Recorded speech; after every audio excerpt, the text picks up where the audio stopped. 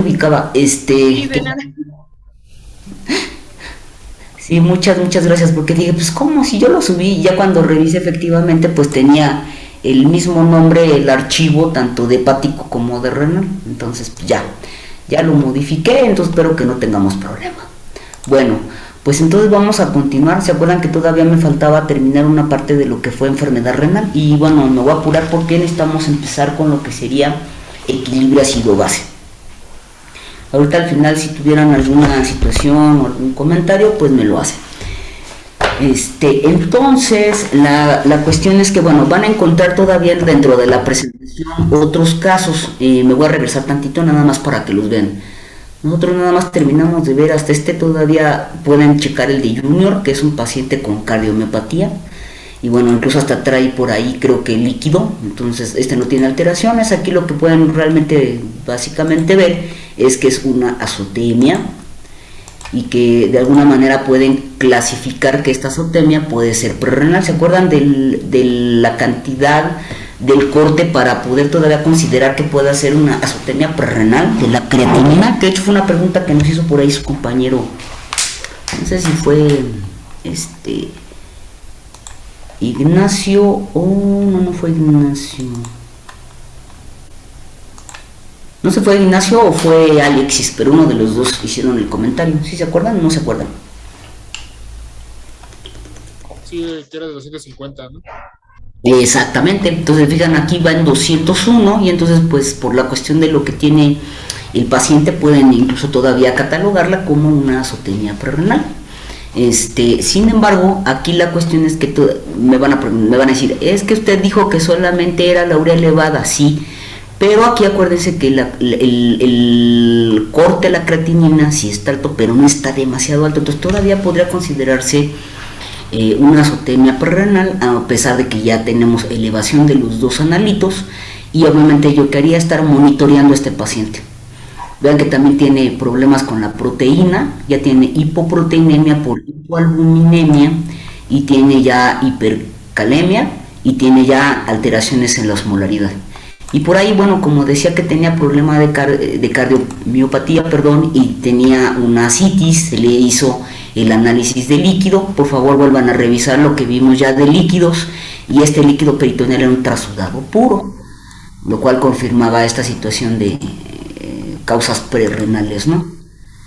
Y por ahí, nada más aquí al final, ya de los casos que tenía yo ahí de lo de renal, de insuficiencia renal aguda y crónica, les incluí que era una prueba de IDEX. Acuérdense que es la prueba que nos ayuda a revisar un poquito antes de la manifestación de signos clínicos o incluso de la elevación de ureacatinina con una lesión entre los 25% o 40% del daño de las nefronas, y entonces esa es la prueba de SDMA, y aquí el resultado de este paciente tenía 33, por lo cual pues ya es insuficiente renal.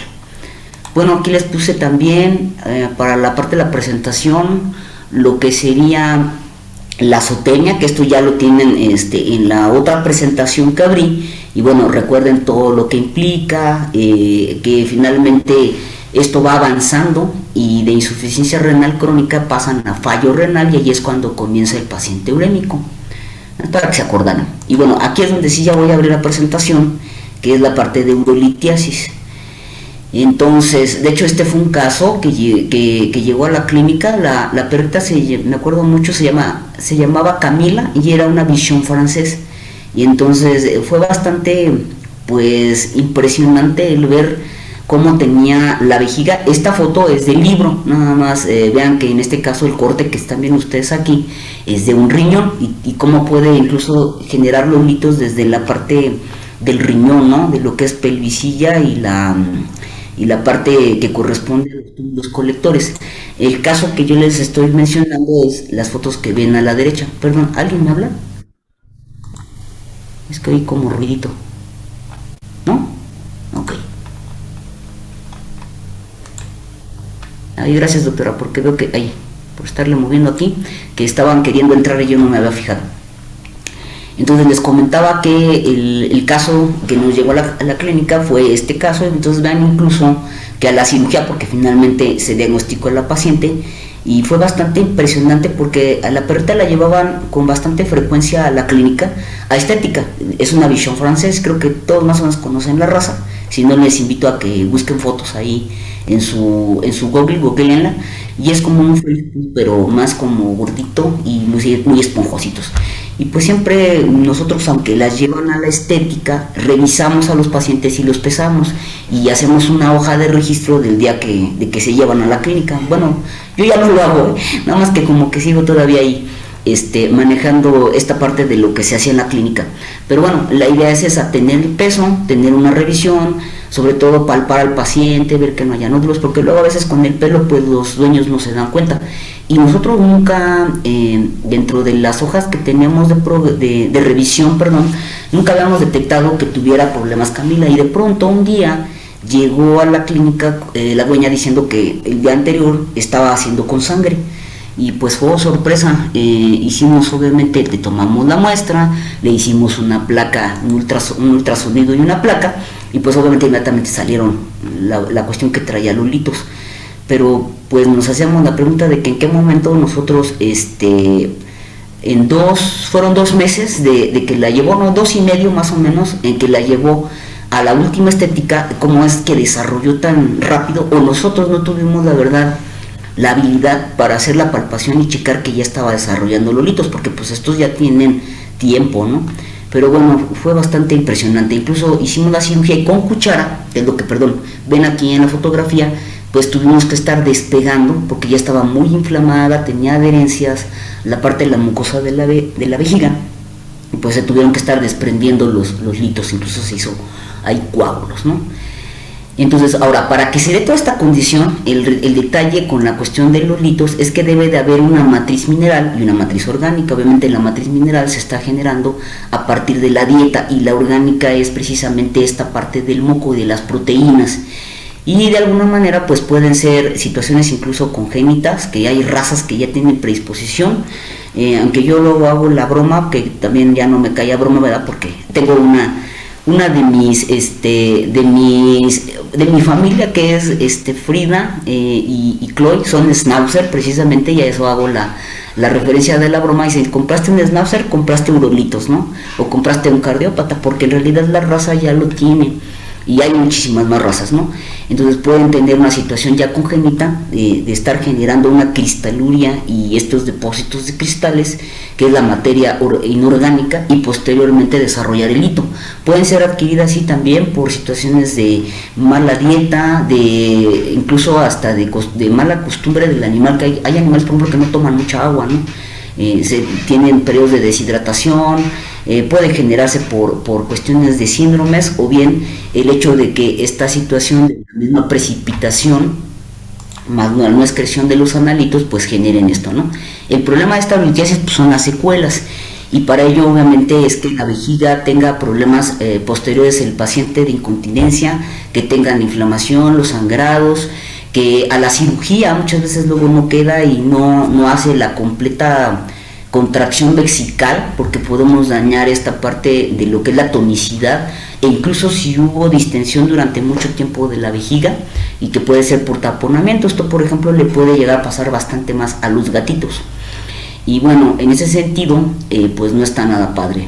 Y la cuestión de la urolitiasis obviamente se va a dar con estos 3 efectos. Yo les puse básicamente cómo era, de una manera un poco más rápida, la patología, en donde tendremos obviamente la supersaturación de los cristales, la inhibición o la parte inhibitoria del efecto de la cristalización, que ese es el proceso, más el complejo cristaloide, y que en algún momento esto va a generar que haya promotores después de la formación del mucristal, y obviamente el factor de la matriz no mineral, que es la parte orgánica, que es el moco, la proteína. Y entonces esto genera obviamente un cálculo en donde tenemos finalmente el núcleo y la parte de lo que sería lo que le llaman la piedra de lo que está formado, y la cáscara, o sea, la envoltura. Y entonces es como si fuera, digo yo, como si fuera un aguacate, ¿no? En donde tendríamos el hueso, la parte de lo que nosotros nos comemos del fruto, y la parte de la cáscara, pero es muy parecido a lo que se va generando con respecto a nuestro urolito. Y obviamente considerar que esto, el 70% de esta conformación pues va a ser mineral. Bueno, yo aquí está combinada la presentación porque de alguna manera no pude en ese momento convertir mi presentación que estaba en PDF al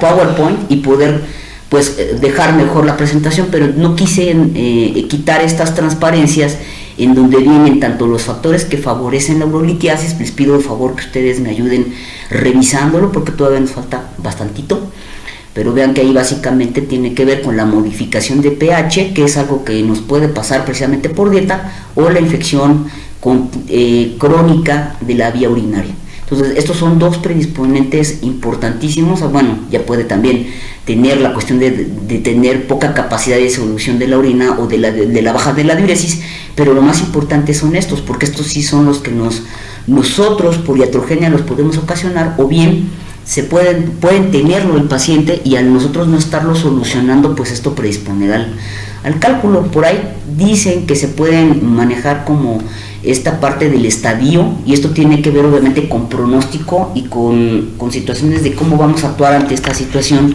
con los pacientes. Y entonces aquí se manejan varios estadios, y aquí bueno les pongo el estadio 1, es la subclínica. Puede o no todavía incluso ya existir incluso los cristales acuérdense que ya el que tenga yo el urolito no quiere decir que tenga el cristal suelto, el urolito ya está conformado. Entonces puede que no tenga signo, puede incluso tener cambios ligeros o no de pH, puede estar incluso no inflamada el tracto urinario, no tener hematuria, y por lo tanto esto genera que cuando se están formando en el riñón, porque desde ahí viene esta situación de no disolución de los cristales, el que se empiecen a formar ahí y que esto baje omegranoureteres. Y entonces ahí pues no nos damos cuenta. ¿Por qué? Porque está subclínico. Conforme va esto avanzando en el estadio 2 ya empieza a haber signos, porque lo que generalmente vamos a ver es pues ligeros aumentos de la micción por irritación de la mucosa, puede haber o no hematuria, incluso la hematuria, fíjense que es interesante, no es lo mismo tener que durante la micción, en donde voy a ver el flujo más importante de la orina, y la otra, en qué momento veo yo la cuestión de la hematuria. Entonces, me ha tocado ver que generalmente sí hay aumento de la micción, que sí hay hematuria, pero finalmente esta hematuria la van a ver cuando el paciente casi termina en el último chorro, es decir, hacen la eliminación. ¿Y por qué en el último chorrito de la orina es cuando ven los dueños la hematuria? Porque es cuando se contrae la vejiga, ya tiene el roce o tiene la parte de la mucosa, y es como lo último que va arrastrando en esta parte, y es cuando nosotros podemos ver entonces esto, ¿no? Obviamente esto puede ir complicándose hasta dificultad la micción, y obviamente como esto arde y le duele al paciente, lo que pueden ver es que se laman los genitales. Entonces eso es algo también que puede ser un signo importante. Ya en el estadio 3, que son ya estados todavía más graves, puede haber tenesmo vesical, incluso en este caso cuando entra en esta atonía la vesícula, en el tenesmo lo que hace el paciente es que puja. Si ustedes en algún momento, espero que no, pero si les ha dado cistitis es horrible, es súper doloroso, y esa sensación de querer seguir orinando también le pasa al paciente. Acuérdense que esto es muy común, que tanto en perros como en gatos se combine con infección del tracto. Entonces ahí obviamente ya la hematuria es constante, es intensa. Acá puede ser que incluso nos ha tocado ver pacientes que tenían sangrado y luego ya nada, y meses y no pasó nada, y luego otra vez. Entonces la hematuria puede ser incluso intermitente, tanto en el estadio 1 como en el 2. La vejiga obviamente va teniendo situaciones en esta inflamación, pues empieza a haber más distensión, empieza a haber más engrosamiento de la pared, y obviamente esto al final va a generar una polipolidipsia, letargia del animal, dolor, y si esto obviamente no se resuelve e incluso llega a taponar la salida de la orina, pues esto puede tener un riesgo, se vuelve una emergencia, porque puede tener ruptura de la vejiga el paciente, y esto obviamente pues originar una complicación en el abdomen y generar una peritonitis. Acuérdense de los líquidos que vimos era el uroperitoneo, ¿no? Entonces esto se puede generar precisamente por complicaciones o por la gravedad de un urolito. Aquí, por ejemplo, en el estadio 4, esto ya pone en peligro la vida del paciente, en donde tendríamos anuria, una situación de pH completamente caída, pero no aquí era pH. El cambio ya aquí es evidente. Tenemos que tener cuidado con estos pacientes para manejarlos, no golpearlos, no apretar, no hacer demasiado manejo, porque como ya está muy distendida la vejiga y ha perdido esa tonicidad que les platicaba, podemos romper la vejiga. E incluso a la cirugía, aún sabiendo todo esto, tenemos que entrar con mucho cuidado y tratar de hacer un buen vaciamiento de esta vejiga para no tener el rompimiento. Y a veces ya estando en la cirugía, cuando estamos haciendo esta sacada de los urolitos y haciendo la sutura de las paredes, muchas veces ya la vejiga está tan lastimada, tan erosionada, que al momento de estar suturando se vienen pedazos de la vejiga, y esto es bien complicado porque son pacientes que de verdad ya no van a tener buena evolución. Son pacientes que hay que avisarle al dueño que pues sí acaban la cirugía, pero no fue una cirugía buena, no va a tener buen pronóstico el paciente, y que probablemente sean mayores las complicaciones. Incluso el animal puede tener esta situación de que ustedes vean la anuria porque está rota la vejiga. Pues cómo va a salir la orina si se está vaciando hacia la cavidad abdominal. Aquí ya acuérdense que esto va a desencadenar la famosa azotemia, por lo tanto ustedes pueden ver la litosis urémica, el vómito. El animal incluso puede convulsionar y puede entrar en coma. Y acuérdense que aquí lo que tendríamos sería una azotemia de tipo postrenal. Hasta aquí voy a hacer una pausa. ¿Tienen alguna duda, chicos? ¿Un comentario? No, doc, gracias. ¿No? ¿Todo bien? Ok. Bueno, en este caso, yo les coloqué aquí que básicamente cuando esto no está en vejiga, sino está en riñón, vean que aquí dice litiasis renal. Bueno, esto obviamente puede ocasionar diferentes signos. Entre ellos puede ser, por ejemplo, la situación de dolor abdominal, el que sí pueda tener incluso agua en los riñones, que esto, básicamente no como signo, sino como parte del diagnóstico que se hace, porque está taponando la salida, entonces empiezan a acumularse ahí la orina, ya no pueden salir hacia los túbulos colectores o el túbulo colectores del que está cerrado, y entonces puede generar esto. Puede incluso haber fiebre, obviamente también. Si no es tan severo esta situación de lito que obstruya la salida de la orina, pues podemos ver como parte de la consecuencia de la polidipsia y la insuficiencia renal. Y aquí obviamente la azotemia será de origen renal porque se está desarrollando ahí. Y aquí pues sí, es bastante común que desde los inicios sí podamos ver, por ejemplo, la hematuria. Aquí dependerá de la cantidad, del tamaño del lito. Yo, por ejemplo, tengo como a 3 o 4 pacientes Schnauzer, precisamente como les comentaba, identificados que tienen la litiasis renal. En 2 de ellos está bilateral, en 2 de ellos está unilateral, y a pesar de que tienen ahí sus litos, 2, 3 ahí en sus riñoncillos, no están presentando ninguna signología y tampoco presentan hematuria.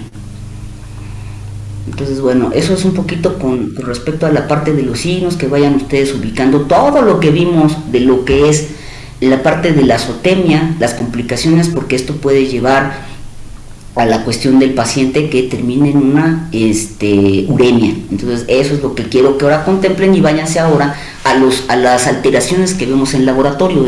Aunque aquí lo ven así como, está muy fácil listado, pero hay que incluir ahora lo de laboratorio. Ya no lo quise repetir para que no fuera tan extensa la presentación, pero regrésense a eso.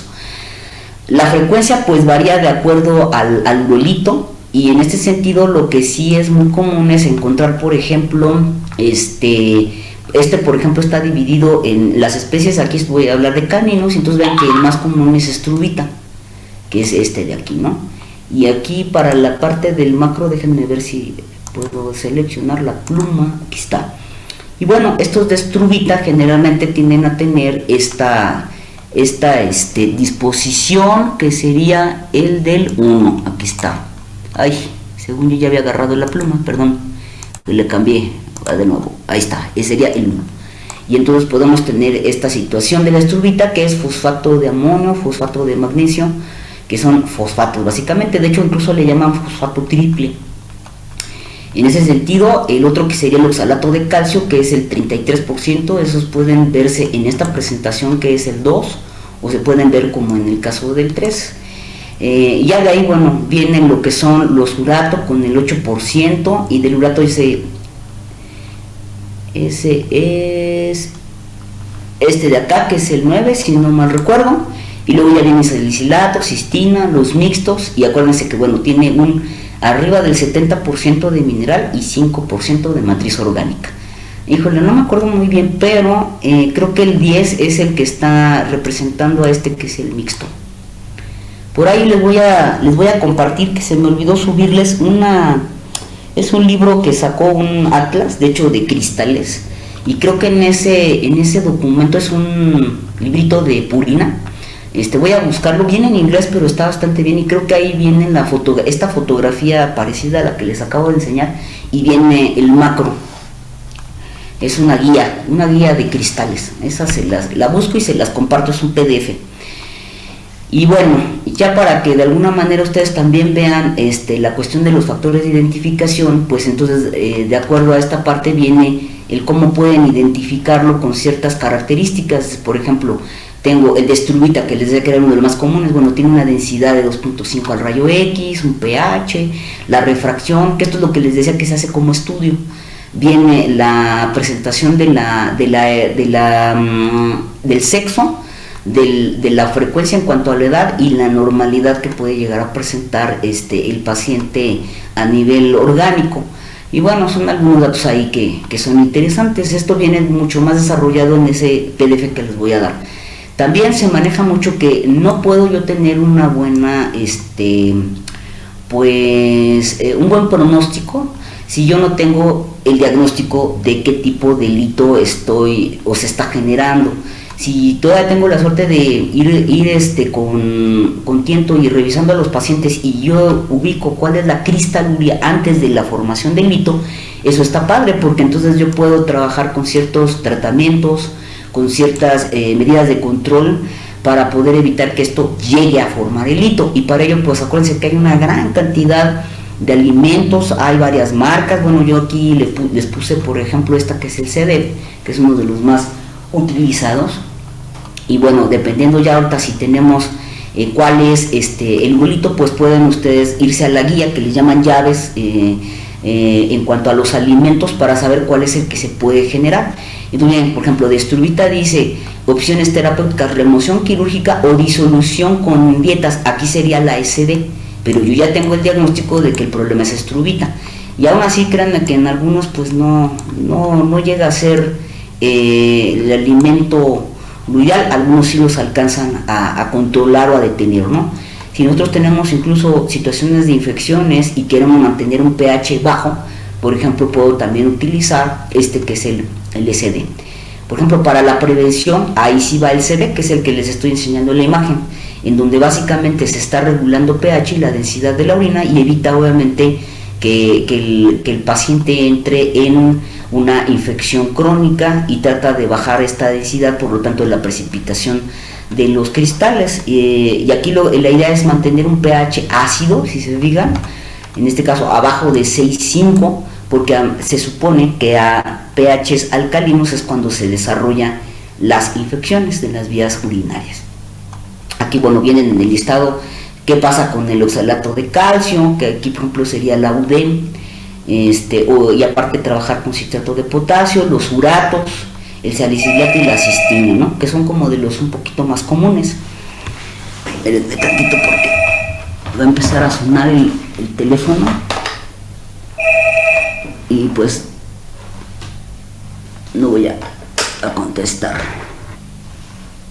Listo, porque si no va a estar sonando y es muy molesto. Bueno, entonces bueno, eso simplemente para que lo tomen en cuenta. Y aquí la idea es que, o la importancia de esto es que hay que hacer el diagnóstico para, sobre todo, después poder hacer un buen tratamiento, una buena profilaxis, y tener ya sea la disolución o el control del pH.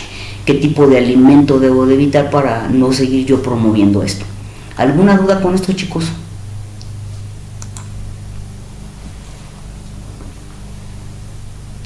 ¿No?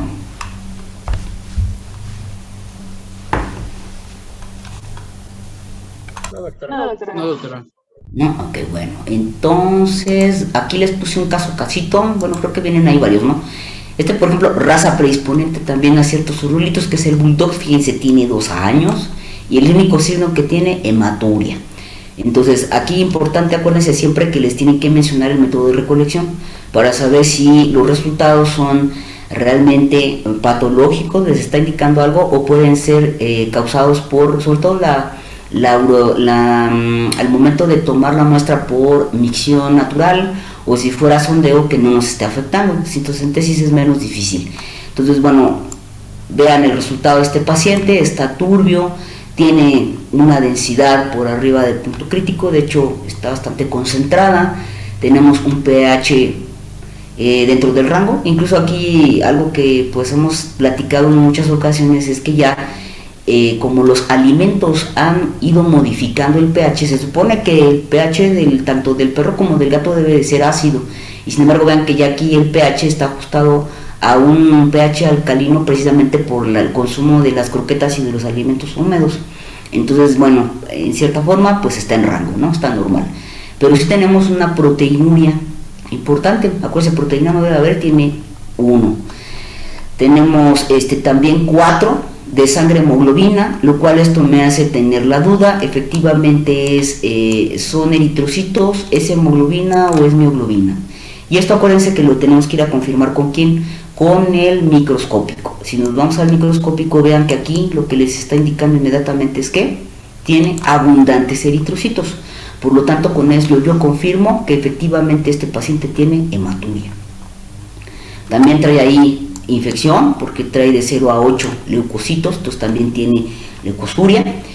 Y finalmente trae cristales. Entonces aquí el diagnóstico de laboratorio sería obviamente proteinuria, hematuria que se conforma con el sedimento, leucosuria, cristaluria. Aquí yo simplemente sumo, ya sé que me están reportando 2 cristales, pero lo que diagnostico es la cristaluria. Y aparte, bueno, sí puedo decir que son cristales de cistina y de tirosina. Más aparte trae ahí un contaminante, que esto no está padre, que esto puede darme incluso la turbidez. ¿Junto con quién? Pues con los cristales y la cantidad aumentada de la celularidad. Todo eso me está llevando a que por eso está turbio, con 2 cruces, y que tiene obviamente material granular, y seguramente este material granular corresponda a células que se están destruyendo aquí, a células que igual se descamaron. Y por lo tanto, en este sentido, con este diagnóstico de laboratorio podemos corroborar que esta cristaluria es importante ir y revisar si ya no hay formación como tal de urulitos, pero lo importante es que tengo aparentemente o sospecho de infección del tracto urinario. Si se fijan, aquí en el listado no vienen bacterias, dice bacterias negativo, pero yo la verdad no me quedo con la duda, ¿no? Sino que a este paciente yo sí me iría a tratar de investigar si no hay como tal una infección. Lo que sí es que sí hay inflamación. ¿Qué es lo que puede estar haciendo la inflamación en este sentido? Pues obviamente ya el encontrar la cantidad de cristales que estamos viendo. No como tal hematuria, pero sí la inflamación es importante, y esa inflamación pues puede estar generando obviamente la hematuria. En este sentido, si ustedes ubican para los cristales, no sé si ya se dieron la oportunidad de estarlo revisando, qué tipo de, qué nos están indicando estos 2 cristales. ¿Alguien lo revisó? ¿Ya vieron su presentación del examen general de orina?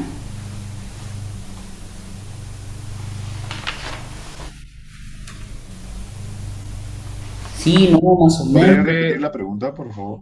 Sí, que estos cristales, ¿por qué se presentan? ¿Cuál sería la causa de que yo encuentre en este paciente cistina 3 cruces y tirosina 1 cruz?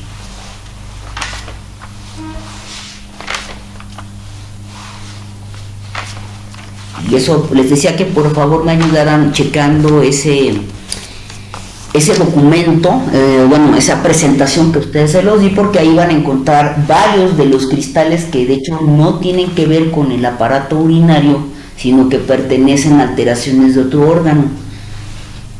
Yo tengo, doctora, que los cristales de cistina se asocian con cisturia congénita. Exactamente, muy bien. Puede ser una, pues les decía que incluso la raza tiene esta parte de la predisposición. ¿Quién más? ¿Algo más que hayan encontrado? ¿En la enfermedad hepática? Ajá, ambas también nos están denotando un problema hepático, porque si ustedes ubican tanto cistina como tirosina son aminoácidos. Entonces aquí el problema tiene que ver con la formación y la desaminación de estos aminoácidos, ¿vale? Entonces vean por qué es importante que sí revisen la información. Yo sé que es mucha información, pero al final pues esto es a lo que se van a enfrentar en la práctica cotidiana. Por eso es mi insistencia de que vayan revisando esto, ¿vale? Ok, ¿alguna duda del caso, chicos?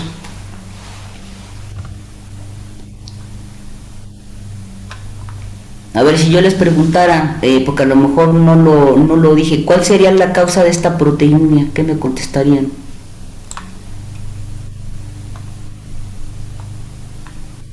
Ya lo vimos, pero bueno, nada más para que no quede ahí suelto, porque ahorita que lo revisé otra vez me faltó ser más contundente con esto, ¿no? Que los equipan. Si yo les pongo en el examen, inciso A es tubular, inciso B lesión glomerular, inciso C, que come mucha proteína por dieta, inciso D, la causa para esta proteinuria es por la cantidad celular, lo que se está presentando en el examen microscópico. ¿Qué me contestarían?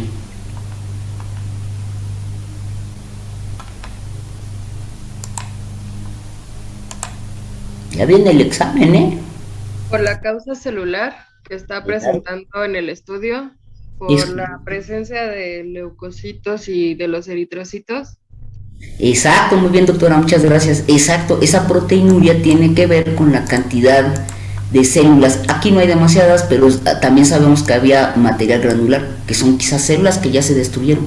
Entonces, esta proteinuria es, ¿cómo la clasificarían? ¿Como prerrenal, renal o posrenal? La proteinuria. Posrenal. Como posrenal, ¿verdad? Muy bien, muchas gracias, doctora. Es María Elena, ¿verdad? Sí. Espérame, porque se me quedó acá la pluma, si no luego se me olvida ponerle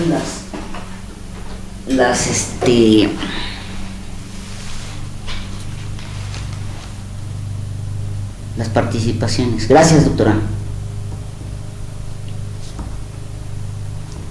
Entonces ahí es donde está el detalle, ¿verdad? Porque tenemos que no trataré, no es igual tratar trabajar ante una proteinuria renal a una posrenal. Si yo ahorita busco cuál es la causa de este paciente, incluso ya detecto que hay un urolito y trato esta situación, empiezo a dar dieta, esto de una manera lo puedo realmente ir controlando y hasta puedo quitar la etiología. Pero si yo hablo de una cuestión renal, quizás a lo mejor eso ya no sea tan sencillo, y por eso también les digo que esto sería pronóstico, ¿no?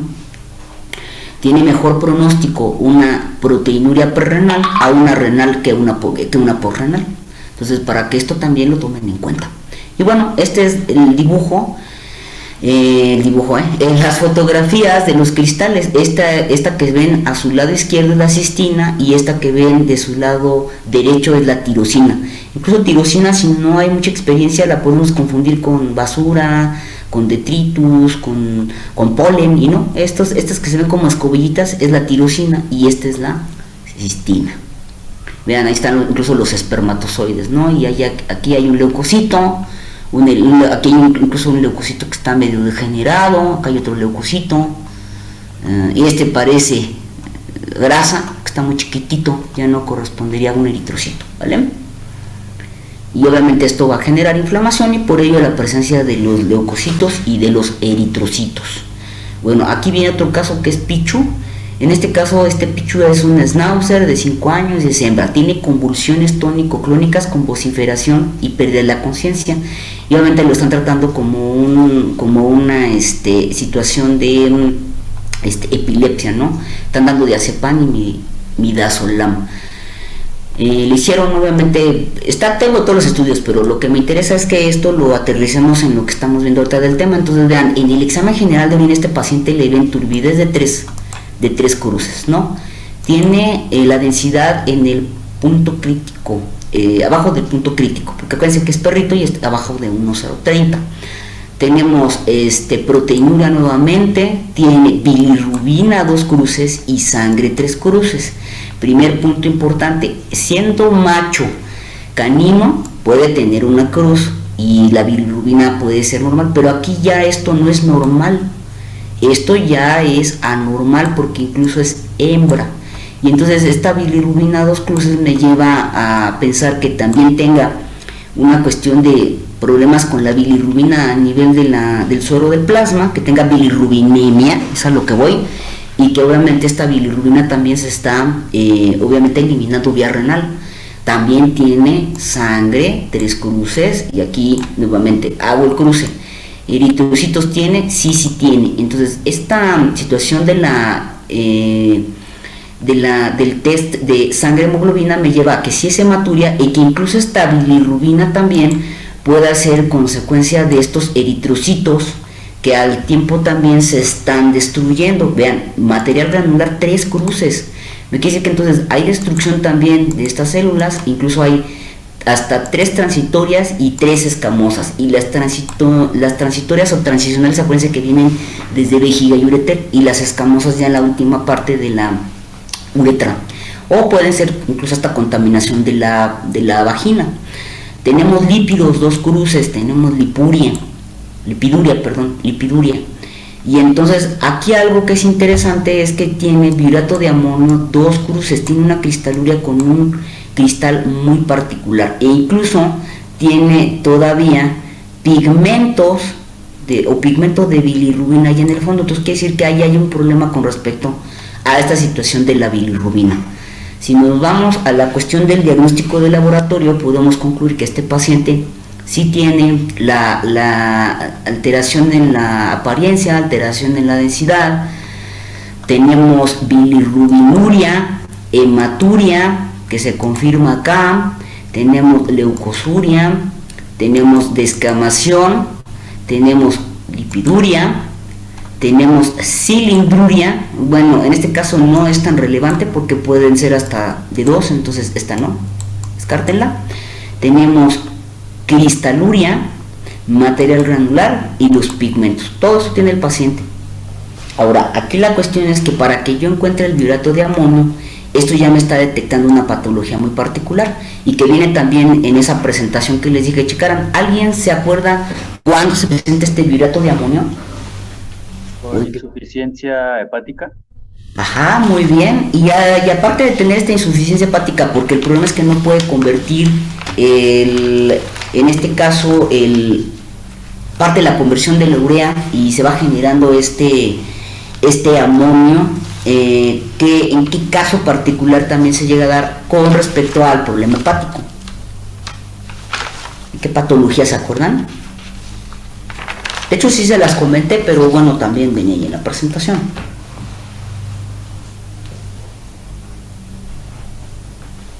¿La anomalía Porto-Cava? Así es, en la anomalía Porto-Cava o en lo que también le llaman persistencia de puentes portosistémicos o puentes portosistémicos, muy bien. Y esto en automático, sin tener el ultrasonido, sin gastar en una placa, yo ya puedo, porque de hecho ni la placa me va a ayudar mucho, yo ya puedo diagnosticar a este paciente. Y entonces vean, aquí está, esto es biurato de amonio. Lo que voy a tener a nivel de sangre, en este caso en la bioquímica, es que este paciente lo más seguro es que al tener este problema para incorporar el amonio al hígado y por lo tanto entrar al ciclo de la urea, tiene una hiperamonemia, ¿sí? Tiene aumento del amoníaco en sangre y por lo tanto esta situación es la que persiste, que traspasa la barrera hematoencefálica y provoca una cuestión que se llama encefalopatía hepática. Me voy a regresar. ¿Qué signos tenía mi paciente?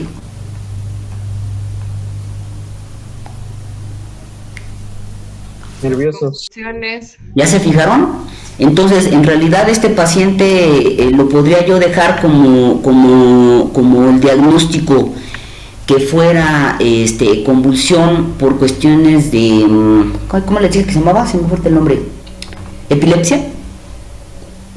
¿Sería correcto mi diagnóstico? No. Entonces le pueden dar todo el diazepam y todo el midazolam, o que incluso hacerle cambios para tenerlo pues tarugis, tenerlo dormido, que no convulsione, pero no están corrigiendo el problema. ¿El problema dónde está?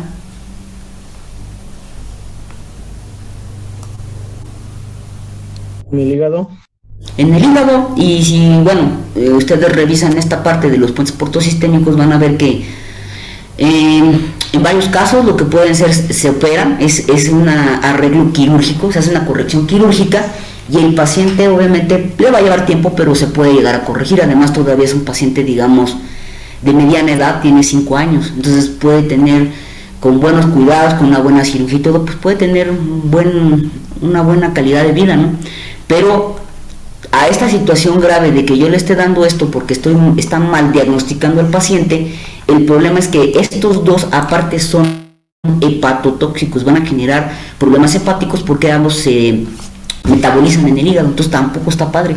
Entonces esto, en vez de nosotros ayudarle al paciente, pues lo estamos agravando. Por eso es la importancia, les digo, de diagnosticar a nuestros pacientes. ¿Tienen alguna duda con este caso, Casito?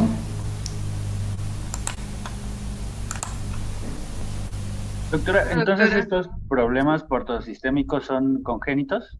En varias razas, por ejemplo, en el Schnauzer, en los Yorkshire, en los Teckel, en los French, es congénito, pero también pueden ser adquiridos. Ojo, si tú tienes problemas con respecto a la perfusión sanguínea y que por causas cardiópatas, por edema pulmonar, por situaciones de irrigación, estás generando un aumento en la presión en la vena portocava, esto sí puede generar que el animal o las personas desarrollen los puentes portosistémicos.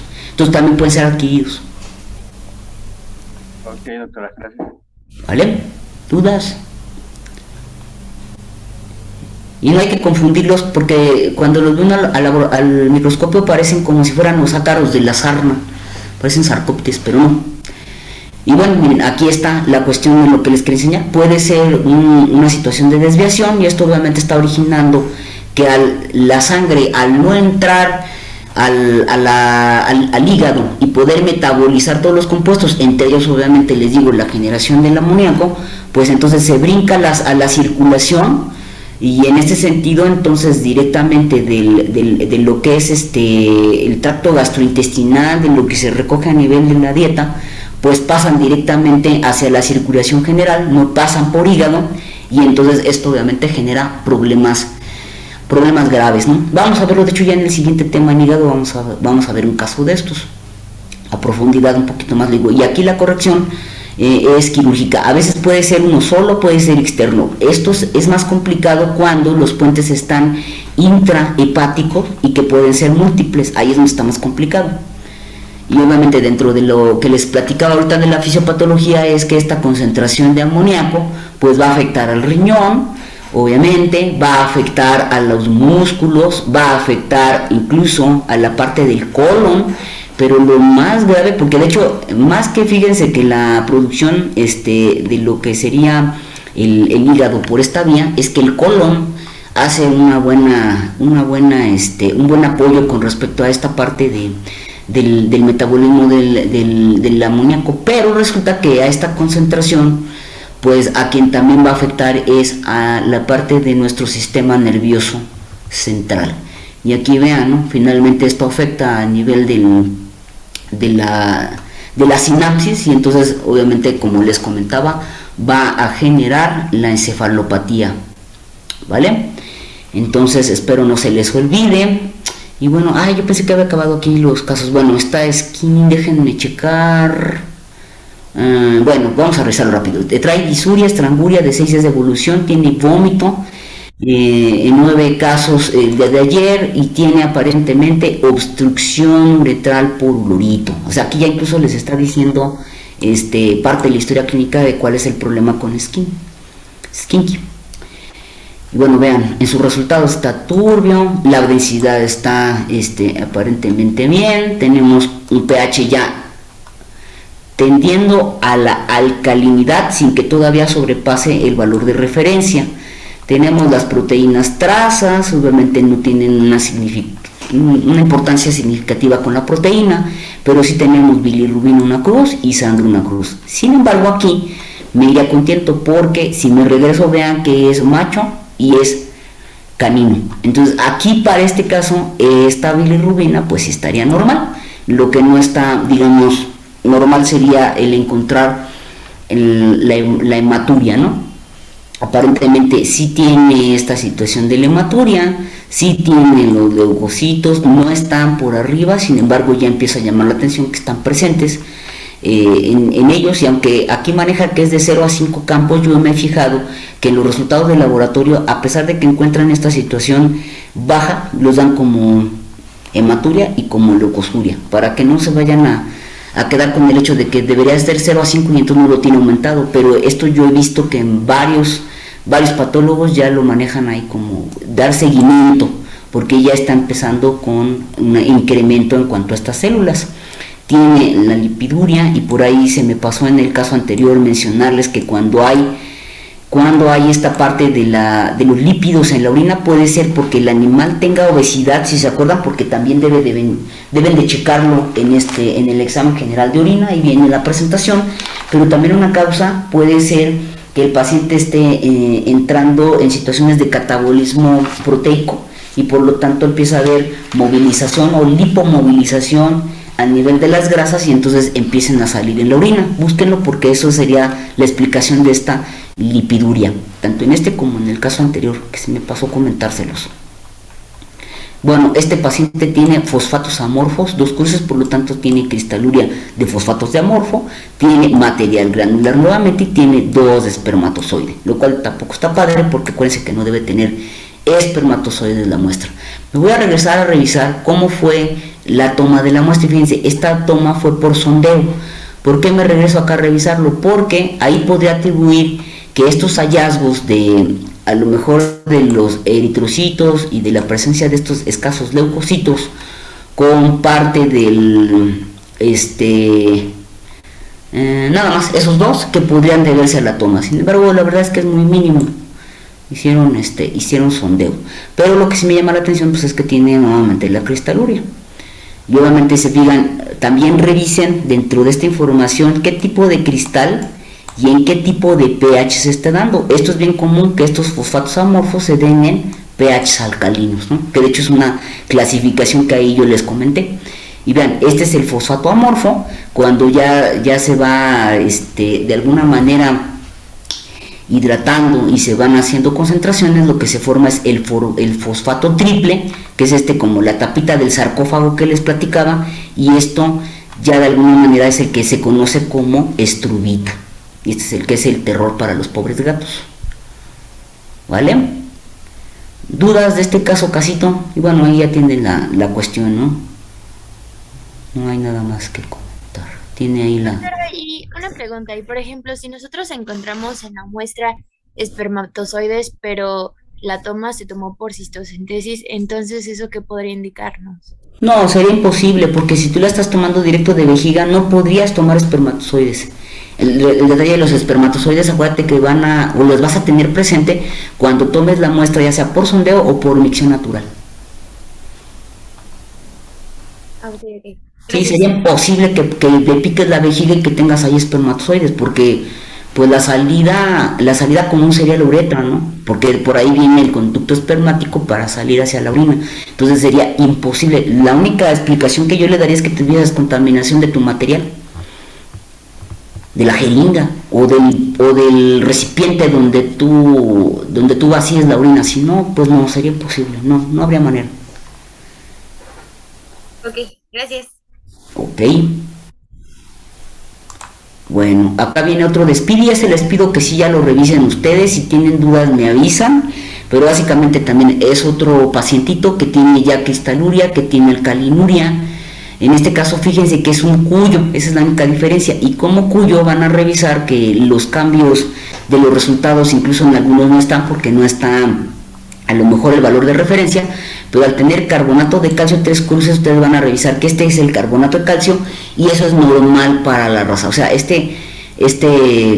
cuyo en realidad pues no tiene alteraciones, lo que pasa es que es normal para para la especie. Y creo que no tiene, me regreso, no es el que haya dicho una tontería, pero sí no tiene alteraciones. Vean, no tiene como tal eritrocito, no hay leucocito, no hay proteinuria, por lo tanto tampoco tiene infección, porque luego si van a la clínica les tomamos muestra y sí llegan a tener infección en las vías urinarias, pero este está normal. Luego aquí está otro que es de Simba, que incluso tenía por ahí carcinoma, y este incluso es de gatito, y tiene que ver con los cristales, que es de bilirrubina. Tampoco en el gato es normal, también tiene pigmentos. Vean que tiene bilirrubina 3, la hematuria, por lo tanto no está padre. ¿Vale? Ay, les puse muchos, yo pensé que no les... este por ejemplo sí, chequenlo por favor, de Nico, porque aquí la diferencia con Nico es que tiene por ahí una masa en el costado, que en realidad eso era lo de menos. El problema es que al hacerle los resultados, vean la diferencia aquí, tiene transparente, esto está bien, la densidad, bueno, está dentro incluso podríamos manejarlo que está dentro del rango, ni siquiera está en hiperestenuria, está normal, pero vean, 8.5, aquí ¿cómo se le llama al pH? El pH está en alcalinuria, tiene alcalinuria, tenemos bilirrubina 1 positivo, pero vean que tiene leucocitos 1 a 3, tiene cúmulos de células transicionales, tiene cocos, una cruz, estrubito, una cruz y material granular. Entonces este paciente, al tener cocos donde tiene esto que ser negativo, a pesar de que están por abajito los leucos, pero teniendo material granular, esto en automático me lleva a una sospecha de que este paciente tiene infección en el tracto urinario. Es infección en las vías urinarias. ¿Vale?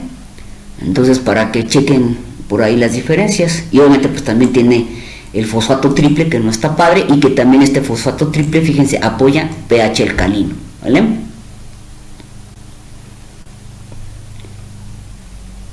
Igual, que es el de Laila, que incluso tiene incontinencia. Vean, no todavía tiene el pH, pero sí ya trae la proteinuria, sí tiene cambios en el físico, está turbio y café, tiene abundantes eritrocitos, abundantes leucocitos, ya tiene los cocos, tiene, incluso empieza a haber ya cilindros celulares, aunque están en el límite, tiene modestrubitis, material granular. Diagnóstico para este paciente, pues obviamente ya está, obviamente por la presencia de los cocos, pues ya hay infección en la vía urinaria. Más aparte de la cristaluria, que obviamente es un problema ya importante para tomar en cuenta. Es mestizo, no es Schnauzer, pensé que sí. Incluso fíjense que ya tiene dentro de los signos clínicos la hematuria y la fiebre. Entonces ya tiene la cistitis y tiene la cistitis por el urolito, ¿vale? Por urolitiasis. Y aquí ya nada más de la presentación, porque de verdad ya lo que necesito es cambiarme a empezar a ver equilibrio ácido-base. Les voy a pedir que me ayuden. Viene una parte de lo que es la fisiopatología del FUS, que es básicamente, o el FLUT que le llaman, que es la obstrucción del tracto urinario bajo. Entonces, para que ustedes puedan revisar bien, hay unas cosas de porcentaje que ustedes lo pueden llevar, viene el síndrome urológico felino.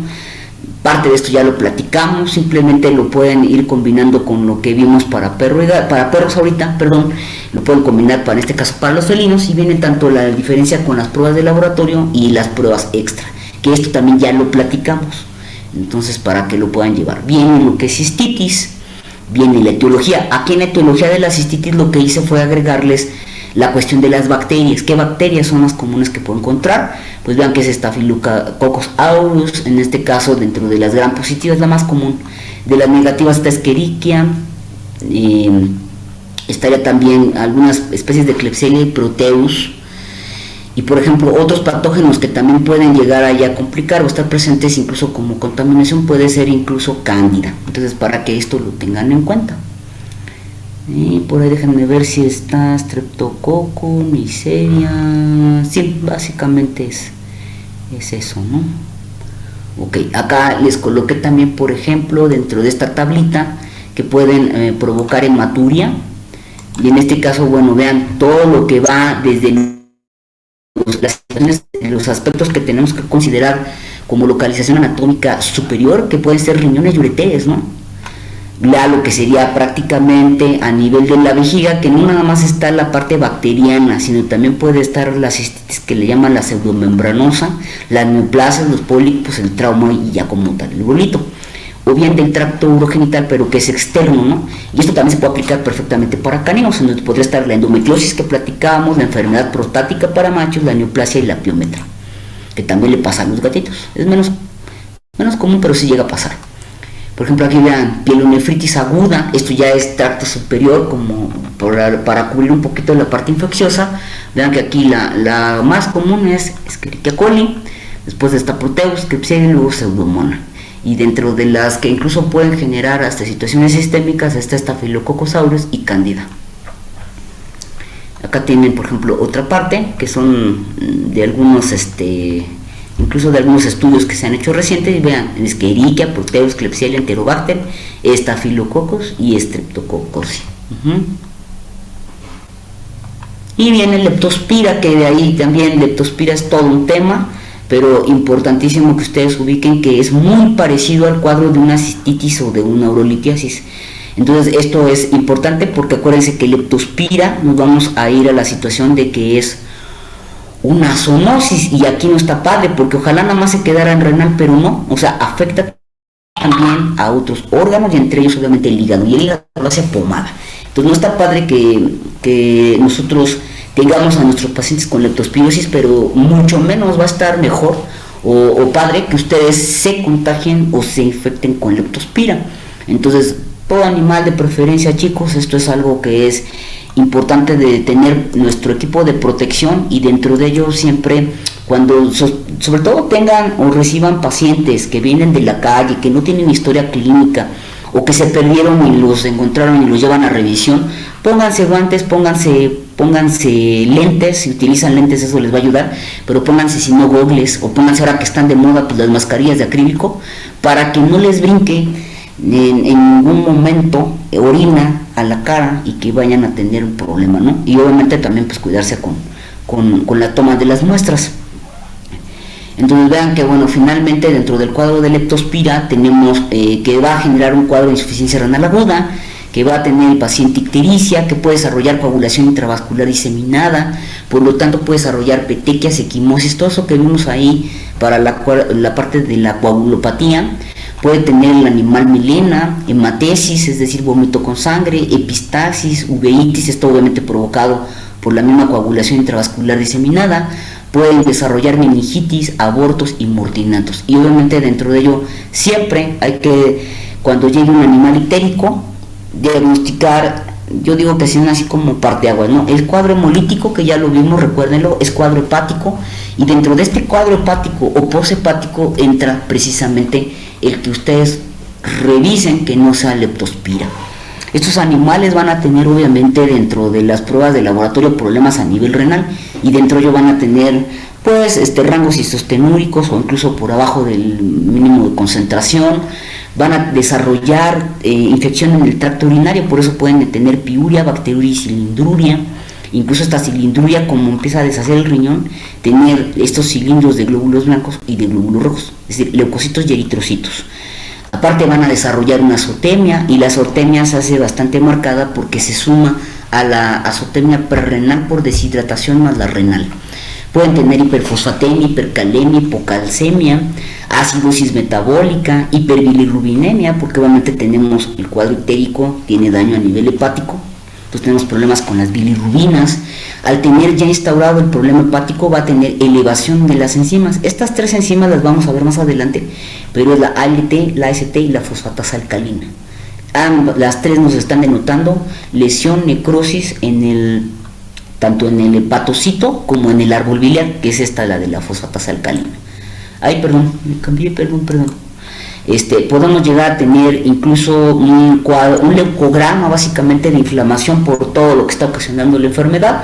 A lo mejor en la biometría hemática no puede ser tan significativo la alteración, pero si está deshidratado, acuérdense que entraría a eritrocitosis relativa por hemoconcentración.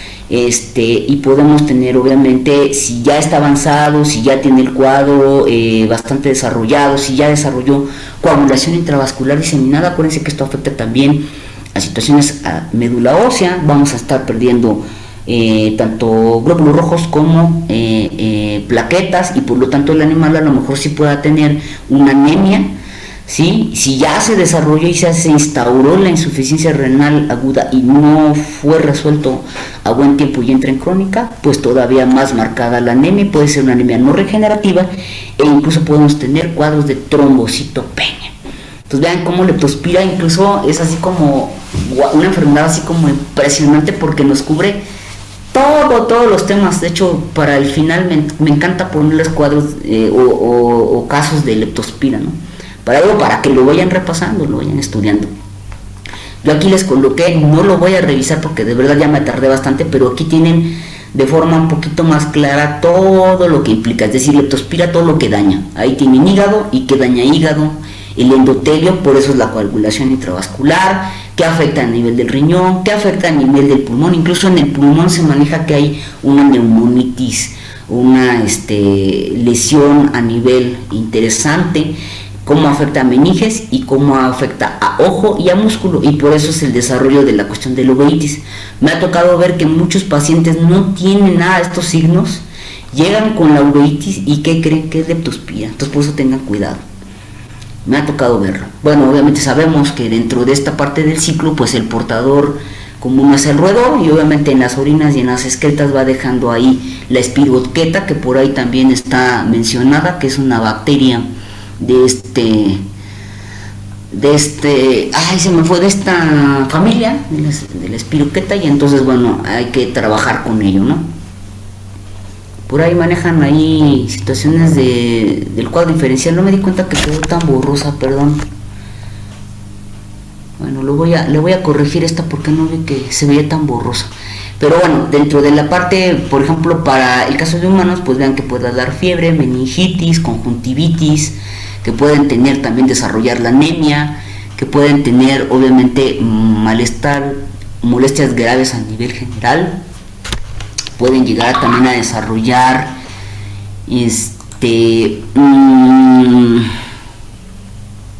cuestiones de insuficiencia renal, tanto crónica como aguda.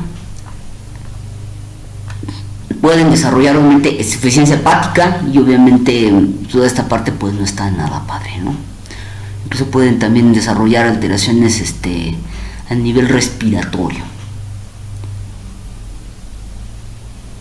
Por ahí les pido que dentro de la otra presentación y aquí dentro de esta misma pueden revisar la cetoacidosis diabética, que ya también platicamos un poquito de ella cuando les platiqué incluso la bioquímica, en donde veíamos el cuadro la tira reactiva, en donde les daba la cuestión de la positividad de cuerpos cetónicos, todo, les estuve platicando un poquito de esto, y la cuestión del síndrome nefrítico y nefrótico, y de todas maneras por ahí en parte de esto les voy a buscar por ahí un pequeño, es muy chiquitito, un PDF que encontré para poder terminar de cuadrar esto del nefrítico y nefrótico. Es que estuve buscando en veterinaria y hay pocos cuadros de esto, hay mucho en medicina humana, pero bueno, se pueden ayudar de esto que les digo, ya lo revisamos y espero que no tengan problemas. Vimos incluso cuáles eran las causas y cuál es la diferencia entre uno y otro. Entonces espero que con esto me puedan ayudar, ¿vale? No sé si hasta aquí tengan alguna duda, muchachos.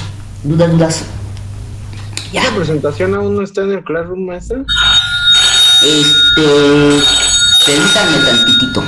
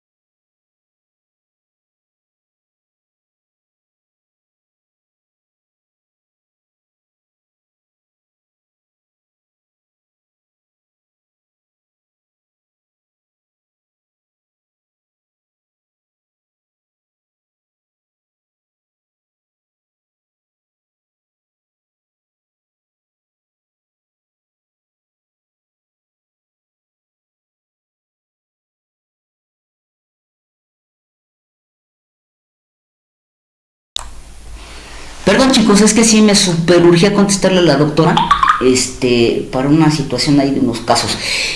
Por ahí alguien me preguntaba que si esta presentación estaba en el Classroom. Y según yo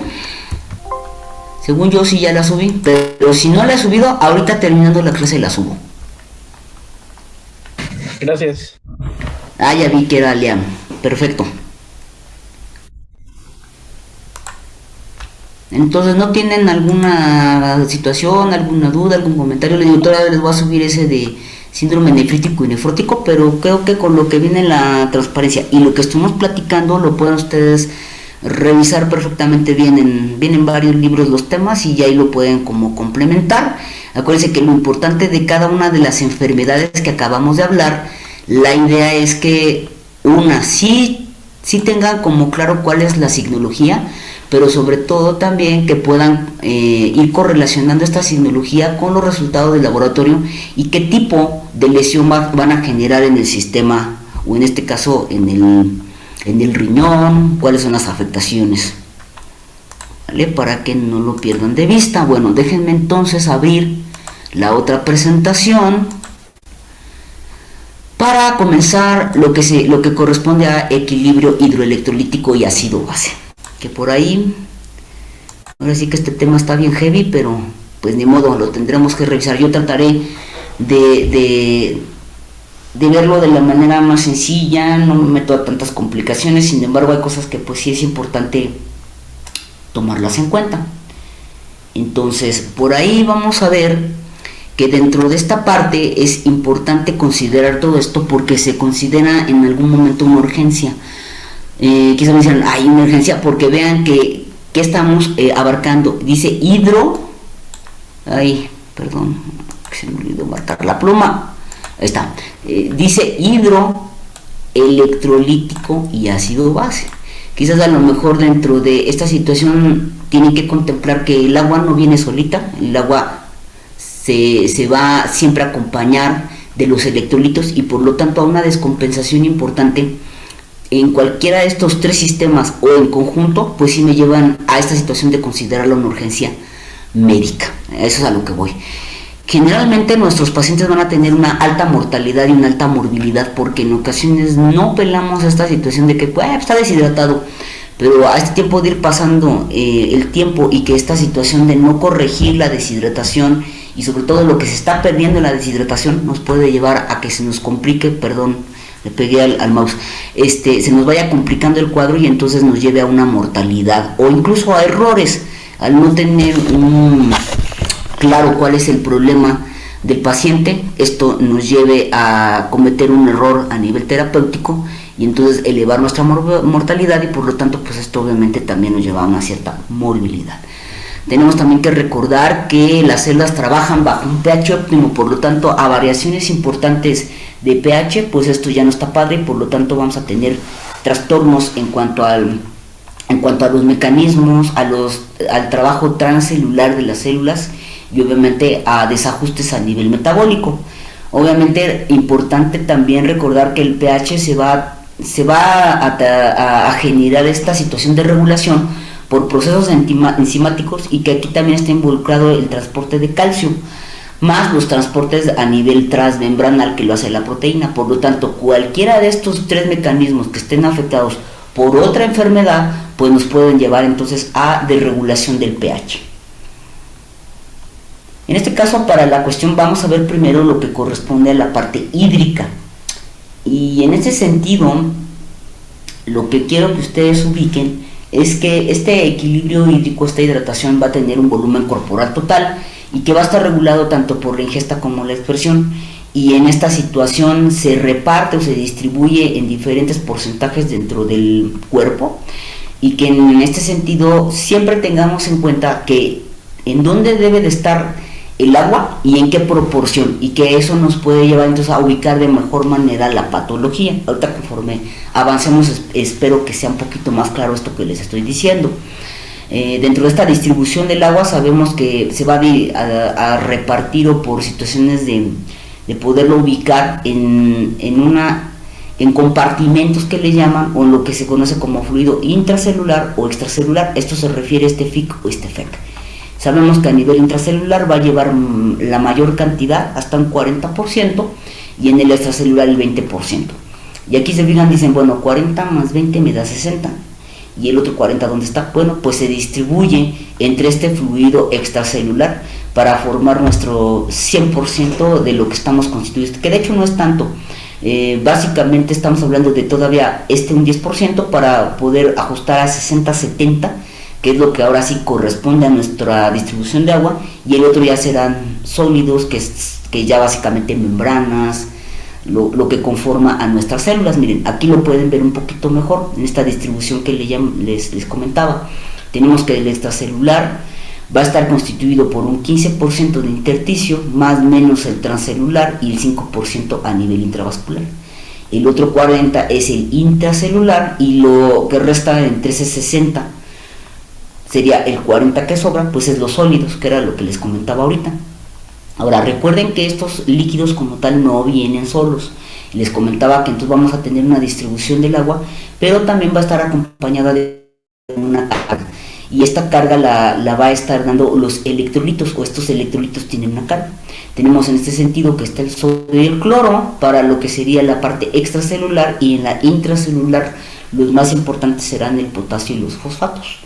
Esto genera que al tener esta carga, estos electrolitos a nivel extra e intracelular se vayan digamos intercambiando, y a esta situación se le conoce como electroneutralidad. Es un principio de electroneutralidad en donde la misma cantidad de cationes exista con respecto a los aniones, y obviamente son diferentes tanto intracelular, pero al final estos se van a ir como autorregulando.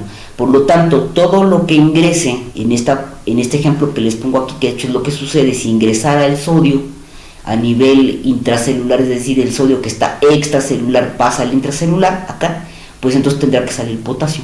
Y incluso dentro de esta parte siempre hay una parte que regula el cloro. El cloro es medio metiche, entonces ahí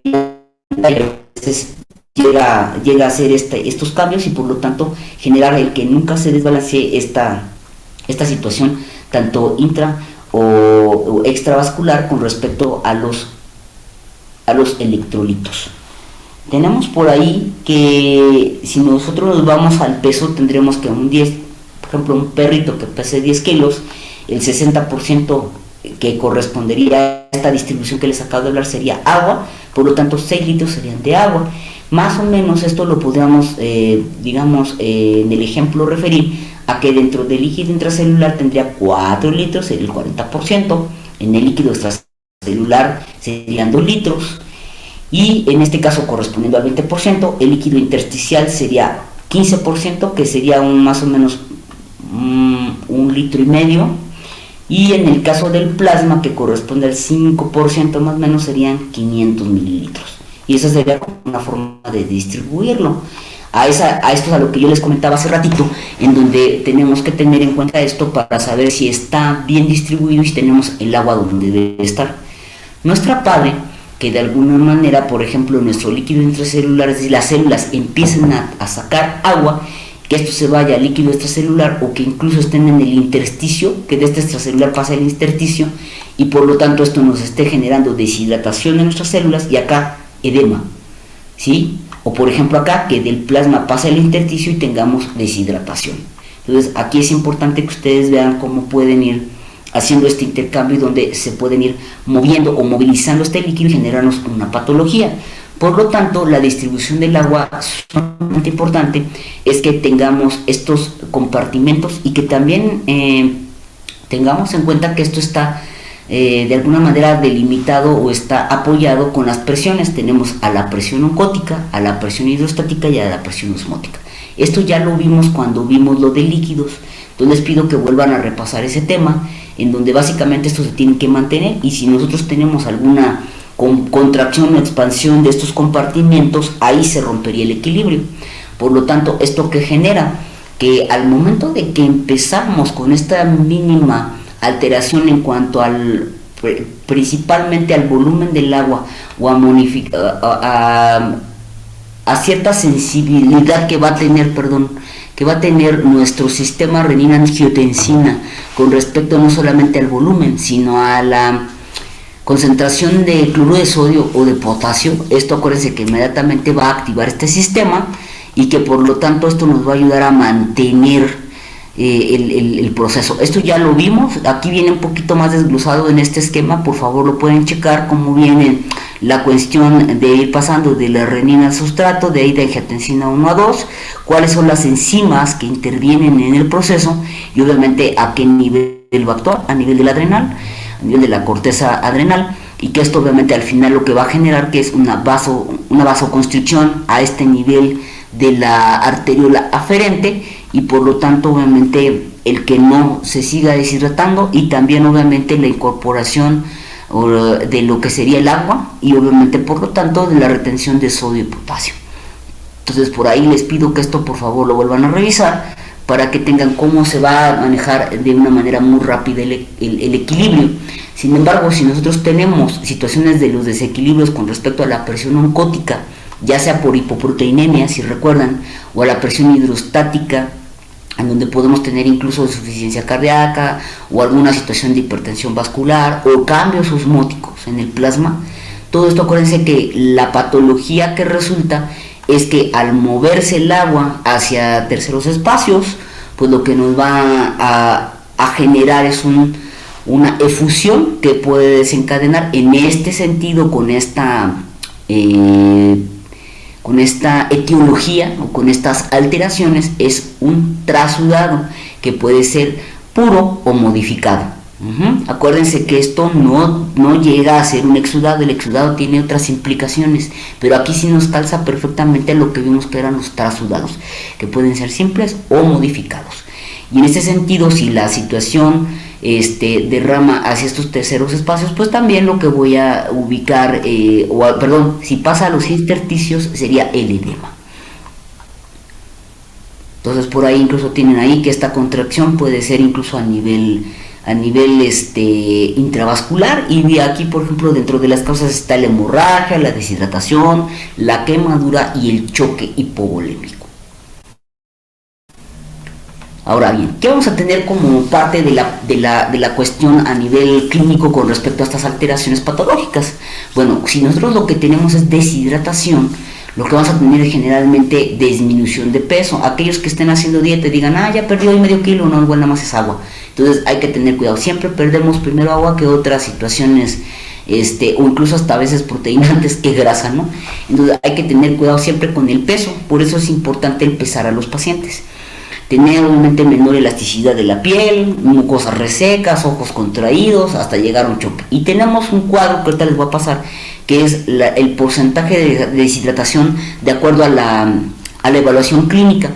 Y podemos tener el caso contrario, en la sobrehidratación tener un aumento de peso corporal, por lo tanto tener incluso un edema, porque esto empieza a salir a terceros espacios. Incluso algo muy grave es que podemos generar un edema a nivel de pulmón. Al no poder esto subsanarlo, podemos tener la famosa ascitis, el hidrotórax, donde quieran ustedes ubicarlo, que ese sería el que les digo que es el edema pleural, o incluso tener una sobrehidratación y que todo esto incluso esté acompañado de una hipovolemia. ¿Por qué? Porque el líquido, en este caso el agua, no está en el compartimento adecuado, entonces empezamos a perder presión a nivel sanguíneo, y esto entonces se combina con hipovolemia, y esto todavía pues es más grave. Entonces tampoco está padre tener una sobrehidratación, hay que tener cuidado. Aquí está la tablita que les comento, que tiene que ver con los porcentajes de deshidratación y los signos clínicos que podemos ver en nuestro paciente. Conforme va avanzando el porcentaje de deshidratación, se van sumando esta signología. Fijan, obviamente tenemos una gran cantidad a la vez de signos y de situaciones de alteración de nuestros pacientes que me van a llevar a ir agravando la deshidratación, como puede ser el vómito, la diarrea, la poliuria, la fiebre, las alteraciones a nivel respiratorio, también van a generar una pérdida importante con respecto al agua. Entonces vean que ahí viene que al principio pues esto no lo podemos detectar, conforme va avanzando podría haber esto que les mencionaba, que era la mucosa seca, la pérdida de elasticidad de la piel. Conforme va avanzando, baja el retorno venoso de esta piel, e incluso lo que vamos a ver también es el llenado capilar, que acuérdense que puede ser un retraso ligero, pero lo óptimo es que sea de 1 a 2 segundos. Conforme va avanzando de 2 a 3 segundos, esto ya no está padre, empieza a verse menor, más que hundimiento aquí del ojo, yo les comento que más bien ya no los veo tan brillosos, es decir, se empieza a ver la mucosa reseca. Pero bueno, puede ser un leve hundimiento, mientras que ya a partir del 10%, pues esto ya está más marcado. Aquí incluso puede haber pulso débil y acelerado, como lo dice aquí ya el hundimiento sí es bastante marcado. Tenemos ya el llenado capilar arriba de 3 segundos, e incluso ya puede haber signos de choque. ¿Qué signos podría yo ver en el choque? La taquicardia, las extremidades frías y la depresión mental o estupor. Y finalmente, pues ya en un 12-15, pues esto ya es un un signo característico de choque, y ahí generalmente pues ya es muy probable que el animal ya entre en cualquier momento en muerte, porque esto ya es incompatible casi con la vida. ¿Alguna duda hasta aquí, chicos?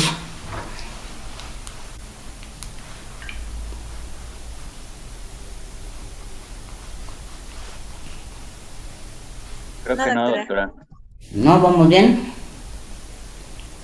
Ok. En este sentido, vamos a ver que entonces dentro de la deshidratación tendremos que considerar, para saber que el animal está deshidratado, dos situaciones, y esto de hecho se toma mucho en la parte de medicina interna para poder llevar a corrección precisamente de la misma. Por lo tanto, dentro de esta tenemos que tomar en cuenta las pérdidas insensibles y las pérdidas sensibles. Por lo tanto, aquí pues obviamente las insensibles pues son poco fáciles de determinar, como puede ser, los decía, en la respiración, en la sudoración. Pues, ¿cuánto perdió de respiración? Pues no sé, no le estoy tomando cuántos jadeos está tomando, ¿no? O cuánto sudó, es complicado. Pero sí podemos de alguna manera inferir, más bien es lo que quiere decir, inferir que la respiración tiene una pérdida hipotónica. Ahorita vamos a hablar de esto, y que pueden llegar a ser hasta 25 a 35 mililitros por kilogramo por día. Son tablas que se hacen para ayudarnos a calcular esto. Y bien, en la sudoración podemos tener una pérdida isotónica, es decir, aquí en la hipotónica es importante el evaluar esta parte del sodio, y en la parte de la isotónica igual también hay pérdida incluso hasta de electrolitos. Ahorita vamos a ver, aquí se pierde igual agua y sodio, y acá puede haber básicamente una pérdida de sodio más importante.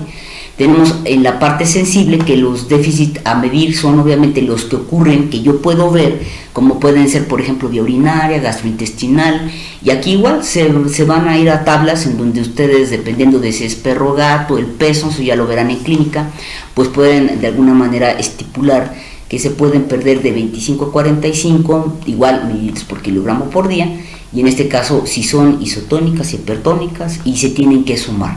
Básicamente ya cuando la sumo, eso es lo que saca una tabla en donde dice que pueden ser de 45 a 70 mililitros por kilogramo por día, dependiendo si es un perro de talla pequeña o de talla grande. También esto también varía en las tablas, qué peso tiene el paciente, para poder estipular esto. Yo aquí les coloqué un ejemplo, en donde en el ejemplo les dice el porcentaje de deshidratación y cómo pueden ir tomando los datos para ir calculando esta pérdida. Por ejemplo, aquí en este caso les puse que el ejemplo es un perro de 15 kilos, y cómo pueden ir haciendo el ajuste de acuerdo a la terapia de corrección de déficit. En este caso esto está por tablas, que maneja que es el 8% de deshidratación de este paciente, se multiplica por los kilos, y entonces aquí ya tengo cuánto es lo que está perdiendo, es su déficit. Pero aparte tengo que considerar cuánto necesita para mantenerse y cuánto serían las pérdidas, esto que les comentaba que son las sensibles, y se pueden sumar a estas insensibles que les comentaba. Entonces aquí tendría que sumar más el 60, que son 60 mililitros de mantenimiento por 15, son 900.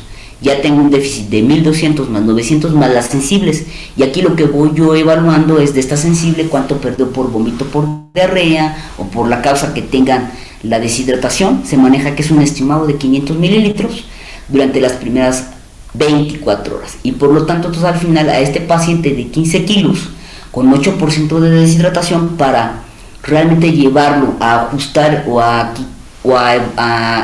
equilibrar esta deshidratación, requiero 2.600 mililitros en 24 horas. Y todavía hay un tema bastante interesante de qué tipo de catéter, qué tipo de equipo de venoclisis van a utilizar y ajustar las gotas por minuto, para obviamente esto no meterlo ni muy despacio ni muy rápido y provocar obviamente que no estén rehidratando al paciente, pero tampoco que le vayan a provocar una sobrecarga, y dentro de ello les digo, el llevarlo a un edema pulmonar. Y al final nada más en esta parte es que después de las 24 horas se debe hacer un ajuste con lo que haya orinado, y si siguió con pérdidas sensibles, ya sea vómito, diarrea, etcétera, más mantenimiento, y así se va ajustando el paciente. Entonces esto es importante, y aquí obviamente dentro de ello tendremos que checar qué está perdiendo dentro de esta situación, ya sea del vómito, de la diarrea, etcétera, etcétera, y allí es donde entran a colación esta parte de lo que son los electrolitos. Sabemos que entonces dentro de la pérdida de agua podemos tener, en el caso de las hiponatremias, la deshidratación hipotónica que les mencionaba hace ratito sería la del sodio, mientras que en la hipertónica lo que estoy de alguna manera es que se pierde el agua, pero de alguna manera no se está eliminando como tal el sodio. Y tenemos ahí por ejemplo la normatremia, en donde en la isotónica pues se disminuye el agua, pero no se está, el sodio permanece ni bajo ni alto, está normal. Lo mismo pasa en este caso de la cuestión del tener el agua normal, pero una situación de sobrehidratación, en donde también la sobrehidratación pues tendremos esta parte que puede ser hiponatrémica, normatrémica o hipernatrémica, ¿vale? No se tengan alguna duda con respecto a esta parte del sodio. Para ello obviamente necesitamos medir el sodio en sangre, es decir, se va a medir en la bioquímica clínica. Ahí vamos a pedir que me evalúen el sodio para saber qué valor tiene y saber si en realidad se está perdiendo o se está concentrando. Y miren, aquí adelantito les puse, déjenme ver si viene no lo puse, creo que más adelante viene, en donde coloqué los valores de referencia. Aquí básicamente lo que les volví a colocar fueron los tipos de hidratación, en donde viene la deshidratación hipertónica, que simplemente es privación de agua, en donde tendremos deshidratación con privación de agua, y hay una deshidratación ligera. Tenemos la isotónica y tenemos la hipotónica. ¿En qué caso se va a dar esta situación? Y aquí también les puse un listado en donde tienen, por ahí a veces se nos llegan a pasar algunas causas que sí nos llevan a pérdida de agua, y las vemos como, algo como que lo pasamos de largo, y no, son cosas que nos pueden llevar a pérdidas a lo mejor insensibles, pero que terminan siendo importantes. Entonces, por eso les puse este listado. Vean, temperatura ambiental. Si está haciendo demasiado calor, va a haber una pérdida insensible. ¿Por qué? Porque está sudando el paciente o está jadeando. Actividad obviamente física intensa, fiebre, el que se salga el agua, en este caso el agua como tal a terceros espacios, también está llevando a una pérdida de agua, porque no se está llevando la regulación adecuada. Y ahí vean que incluso también está la hemorragia, y está por ejemplo cuando se empiezan a concentrar líquidos en un lugar que no permiten el fluido hacia lo que sería por ejemplo la bulimia. Tenemos la poliuria, la diarrea, el vómito, la ingesta poca de agua, que incluso esta puede ser porque desde que el animal no puede consumir el agua o porque no se le da acceso al agua. La polipnea, en donde aquí también puede ser una pérdida insensible, pero sí tenemos importancia, eso lo tenemos que considerar. Y la anestesia, y porque aquí en la anestesia pues, está ahí conectado, pero obviamente siempre cuando tenemos un paciente anestesiado tenemos que ponerle una terapia de mantenimiento de líquidos, para que entonces tengamos esta situación de regulación. ¿Alguna duda con este listado, chicos? Incluso por ahí en el listado vean que ya les estoy marcando que en algunos casos se pierde el agua y que el electrolito empieza a ser importante. Por ejemplo, en la diarrea, una de las cosas que se pierden principalmente pues es el bicarbonato, ¿no? Para que lo vayan por ahí, en varios de las listas lo van a ir identificando, ¿no? En el vómito sí hay pérdida de agua, pero también se va con hidrogeniones, se va con cloro y se va con potasio. Entonces vean cómo de alguna manera no solamente se mueve el agua, sino también se mueven electrolitos. Y por aquí yo les coloqué esta que se me hizo bien interesante, que es la etiopatología de lo que sería la deshidratación. En este caso, bueno, si desde la falla puede ser, como les decía, de la ingesta de líquido, o si es una pérdida excesiva del fluido. Y esto nos lleva a que va a haber cambios a nivel del catabolismo de las proteínas y de los carbohidratos para la obtención del agua. Y esto nos lleva precisamente a que el animal entre en una acidosis metabólica con incremento de la urea, o si lo quieren ver, del nitrógeno ureico, que era el boom. Aquí es donde tenemos la causa de por qué a deshidratación tengo aumento de la urea. Podemos tener incluso situaciones de una anhidremia en donde al tener poca cantidad de agua a nivel de la sangre, tendremos una viscosidad elevada y por lo tanto una falla circulatoria, empieza a trabajar más incluso el corazón. Tenemos disminución nuevamente de los líquidos, los cuales nos llevan a una interfase de baja al nivel del metabolismo tisular, y esto obviamente lleva a que el músculo empieza a trabajar más y por lo tanto haya cierto también, por ejemplo, movimiento de calcio, de magnesio, de fósforo, y esto nos lleva a debilidad muscular, a hipotermia y anorexia. Eso es lo que va generando esta situación. Y finalmente en esta parte de que el organismo trata de regularse, y esto acuérdense muy bien, es que no es bueno que el riñón entre en una isquemia, porque esto nos va a desencadenar al principio una falla leve y puede ser incluso prerrenal, que ya lo vimos, pero conforme avanza y nosotros continuamos con esta deshidratación y por lo tanto aumentando la situación de la isquemia, esto me lleva a que el paciente simplemente por deshidratación desarrolle un problema renal, una insuficiencia renal aguda, luego crónica y un fallo renal. Entonces fíjense la importancia de esto. Por lo tanto, esto es lo que entonces, para poder regular el organismo, lo que hace es que retiene líquidos. ¿Cómo lo retiene? Se van a ver heces más secas, hay poca orina, el animal entra en oliguria o en anuria, y hay incluso respira diferente y hay menos sudoración. ¿Para qué? Para evitar la isquemia renal. Por lo tanto, lo que va a tener es una oliguria con una orina concentrada y con un aumento de, en este caso, de ácidos. ¿Qué ácidos? Ácidos urémicos, vean, están acá. Entonces aquí lo importante es que tampoco está padre en permanecer mucho tiempo con la cuestión de la deshidratación. ¿Vale? ¿Dudas hasta aquí, chicos? ¿Alguna situación? ¿Vamos bien?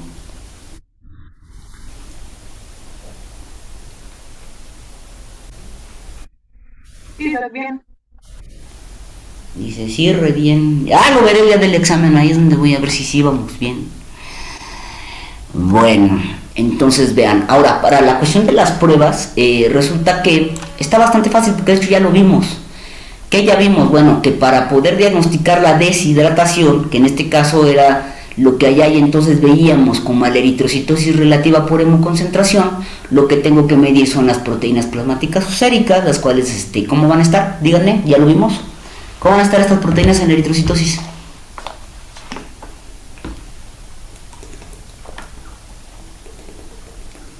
Aumentadas. Gracias, aumentadas, por lo tanto tengo una hiperproteinemia. Ajá. ¿El hematocrito cómo va a estar? Aumentado. Aumentado. Muy bien, la urea va a estar aumentada. Por eso aquí es donde les digo, si ustedes ahorita van hilando lo que hemos estado viendo, aquí es entonces por ello es que yo les decía que esta es la causa de la azotemia prerrenal más común. Porque lo que voy a tener básicamente al inicio es aumento de, ahí me salió muy feo a mí, de lo que sería la urea. Y ya incluso vieron ahorita por qué se da esta parte de la fisiopatología en la urea, aumento de la urea.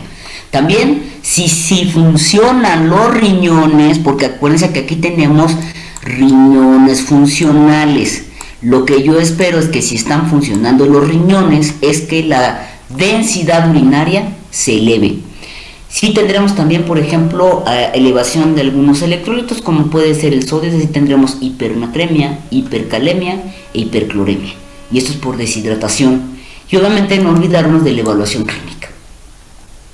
Y aquí tienen los resultados. Incluso dentro de los resultados yo les puse la deshidratación y enfrente tendríamos que evaluar la sobrehidratación, en donde básicamente todos estos resultados, en vez de verlos hacia arriba, ¿cómo los vamos a ver? hacia abajo. Tendremos, si yo tengo sobrehidratado al paciente, ubiquen que el paciente tiene más agua de lo que debería y por lo tanto esto hace un efecto de dilución y de hecho es algo que van a ver después en los resultados que les voy a mostrar, en donde dicen hiponatremia, hipocloremia, densidad urinaria baja, hipoglucemia, y les van a decir falla en la medición por dilución, porque incluso en la parte de la historia clínica muchos médicos lo que hacen es que reportan que están dando terapia de fluidos. Entonces ahí es donde vamos a poder, por ejemplo, ver este efecto. Generalmente les digo es iatrogénico. Entonces no creo que tengan problema con que, en la sobrehidratación vean que hay, en este caso, hipoproteinemia. Aquí es al revés porque está diluida la parte del analito. Veremos el hematocrito normal o bajo, el luz bajo, en este caso la urea baja. La densidad urinaria, les digo, tendremos a verla diluida o en este caso normal. Y obviamente pues también cotejar signos clínicos e historia clínica. Aquí generalmente está en hipostenuria porque hay demasiada sobrehidratación, incluso el animal les van a reportar que tiene poliaporidipsia porque tiene mucha agua y está orinando mucho, entonces se diluye la orina y por lo tanto hay una densidad urinaria baja. ¿Dudas de estos chicos?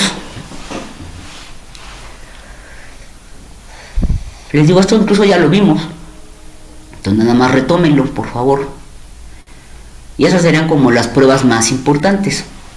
Ahora bien, si platicábamos que el agua no está sola, sino que también viene acompañada de los electrolitos, vamos a ver, y esto por favor repásenlo, porque el día de mañana me voy a seguir con esto y muchos así como que se quedan con cara de qué me está hablando. Por favor repasen esto para mañana, porque les voy a estar haciendo preguntas y además vamos a estar viendo los casos. Entonces por ahí vemos que el fluido intracelular, vean que el catión más importante es el potasio y el anión más importante son los fosfatos, aunque para esta situación muchas veces entra, les digo, al quite a veces el cloro, ¿no? Para lo que es la cuestión del principio de electroneutralidad. Si hablamos de la parte extracelular, el electrolito más importante, en este caso como catión, será el sodio y el anión será el cloro. Aunque también en algún momento entra el bicarbonato y que tenemos otros elementos que son amortiguadores para poder mantener el pH, porque también esto además mantiene este pH. Tenemos aquí, por lo tanto, vean en valores, en números, cómo está entonces de forma intracelular, a nivel de un dato ya en milimoles sobre litro, la concentración de cada uno de los electrolitos, tanto intra, aquí está representando esto una célula, aquí está la célula, ¿sí? Como extracelular, esto está aquí libre. Entonces, si nosotros nos vamos a esta situación de revisar los valores, no voy a revisar todos, por favor, si le pueden sacar a una foto, copiarlo para que tengan un poquito la idea y se vayan familiarizando con los valores. Vean, sodio extra 145, cuanto intra hay 12, el potasio hay 4 afuera y 140 adentro, el cloro 110, digo, esto tiene un valor de referencia como rango, pero aquí lo importante es que esto como que nos ayuda a saber cuál sería como hacia abajo, hacia arriba, cuál sería como el tope un poquito, o darnos una idea. Tenemos también el bicarbonato, 24 afuera cuando adentro hay 12. El otro importante, el calcio, 2.5 cuando afuera, cuando adentro de la célula debe haber 4. Magnesio no tanto, pero hay poco afuera, mientras que hay más en la parte interna. Y las proteínas debe de haber más adentro que afuera. ¿Ya se fijaron? Entonces esto sí nos ayuda a poder ubicar esta parte. Y como principio de electroneutralidad, por lo tanto, pueden ustedes ver cuáles son los intercambios que hace tanto adentro como afuera de la célula. Tenemos que si sale potasio, entrará sodio, si entra bicarbonato, por ejemplo, también como este principio ayuda el que ingrese el sodio, pero a la vez como está entrando un negativo para esta parte, lo que hace es que también puede incorporar, por ejemplo, cloro, que acá está en este lado, ¿no? Espérenme porque la pluma no la marcó. Ahí está. Vean, aquí ingresa sodio, sale potasio. Si entra sodio, pues salen hidrogeniones. Y esta es una forma en la que va a ser esta parte del... Ay, me lleva. Ya la había, según yo, ubicado. Aquí está, ya. Entonces vean, este es una de las situaciones como va siendo el principio de electroneutralidad. Acá, por ejemplo, ingresa el bicarbonato, ingresa sodio, pero acá ¿qué está haciendo? Por el otro lado, para que se maneje este principio, entra cloro y también, en este caso, ingresa sodio. Y al final, por ejemplo, también puede haber un intercambio importante entre cloro y bicarbonato. Entonces son de los ajustes que va haciendo para hacer este principio de electroneutralidad. Y que también nuevamente tendremos que considerar pues la membrana de sodio y potasio, porque también está regulado por esto. Ahora bien, para poder medir los electrolitos, algo interesante es que, o más bien lo que se hace a nivel de laboratorio, es que yo tengo que utilizar una muestra de suero plasma no hemolizado. Debe de ser no más de 3 horas, eso es lo recomendable, que se haga lo más rápido posible, que la muestra sea tomada en anaerobiosis, es decir, que no esté en contacto con la atmósfera, y por lo tanto lo mejor como método es tomarlo con un equipo vacutainer, para que ustedes inmediatamente que ingresan a la vena, metan el tubo y entonces se recolecte la muestra. Y en este sentido, una de las cosas que se utiliza para poder enviar estos electrolitos es que se pueden enviar en el tubo morado, que es con EDTA, o también se puede mandar en el tubo azul, que es con fluoruro de sodio. Entonces espero que esta parte, la mayoría manda lo que corresponde a EDTA, y aquí en esta parte les coloqué solamente cuáles pueden ser los métodos que utilice el laboratorio. Puede ser un método ion específico o ion selectivo, y de esto puede haber, por ejemplo, paquetes en donde yo solamente mida uno de ellos o pueda medir todos. Puede ser el que más se utiliza, todavía entiendo, en los laboratorios, es el método del flamómetro, o bien las técnicas colorimétricas, que estas son libres, son individuales, pero les digo, finalmente se van haciendo las mediciones para saber cómo va captando el aparato, se calienta la muestra, esto vaporiza, y entonces estos equipos lo que hacen es que van capturando cuál ion es el que está ahí libre, para entonces poder hacer la medición y lo traduzca obviamente a un número. También les pido por favor que repasen esto el día de mañana, porque lo vamos a empezar ya a manejar, que sería la nomenclatura, que lo hemos estado manejando ya en algunos otros casos, pero revísenla. ¿Cómo se le llama a la baja o a la alta del sodio? ¿Cómo le llamo a la baja o a la alta del potasio? Y bueno, yo aquí le puse con K para que se acuerden que es potasio, pero en realidad sería una falta de ortografía en los libros. Yo sí he visto que a veces le ponen la K, pero lo van a encontrar de hecho con C. Ok, la canción. Ya sé por qué. Es que le estoy picando cuando ya está seleccionado. Ustedes perdónenme. Ahí está. Con C. ¿Sale? Entonces ahí hay que tener cuidado y no confundirla con calcio. Este es hipocalemia, el otro es hipocalcemia. Sí, porque eso pasa que muchas veces se equivocan en el examen. Entonces ténganlo en cuenta, por favor. Tenemos aquí el cloro y tenemos el bicarbonato. ¿Vale? Vayan revisando la nomenclatura. Y creo que esto no está nada difícil, y ustedes también, de hecho, lo tienen que empezar a repasar, porque ya tienen ustedes ahora su taller, que va a ser precisamente es como si fuera un examen a libro abierto. Tómenlo así, entonces traten de llenarlo lo mejor posible, que son sus cuestionarios. Y entonces ahí en el cuestionario precisamente los llevé a que repasaran esto, y entonces ya ustedes aquí de hecho van a revisar libros, pero se pueden apoyar en la presentación, y entonces ya tienen aquí las causas. Cuando tengo el aumento de hipernatremia, cuando pierdo agua, y sobre todo que ahí va acompañada de que se va en este caso como tal el agua, y entonces yo tengo la hiperventilación, la diarrea, la fiebre, la dipsia, pierdo mucha agua y obviamente se va concentrando el sodio, y obviamente aquí esto es una deshidratación hipertónica. Mientras que la hiponatremia, lo que estoy perdiendo es el agua, pero también se va el sodio, por eso es que a nivel de sangre registro una hiponatremia. Y aquí también puede ser el sudor, la poliuria, esto es muy común, de lo más común, los trasudados, los vómitos, aunque es un poquito menos frecuente, las diarreas, y tiene que ser, por ejemplo, diarreas hipersecretorias, eso es importante, los diuréticos, y vamos a hablar eso ya para mañana, la diabetes mellitus incluso en la fase de la diuresis osmótica, en el síndrome de Addison, que ya también lo hemos platicado, y la alcalosis metabólica. Y esto pues sí, les tengo la mala noticia, pues que sí se lo tienen que aprender, por eso de una vez ya vayan repasando, porque la otra semana ya hace el examen. Entonces, por favor, váyanlo repasando.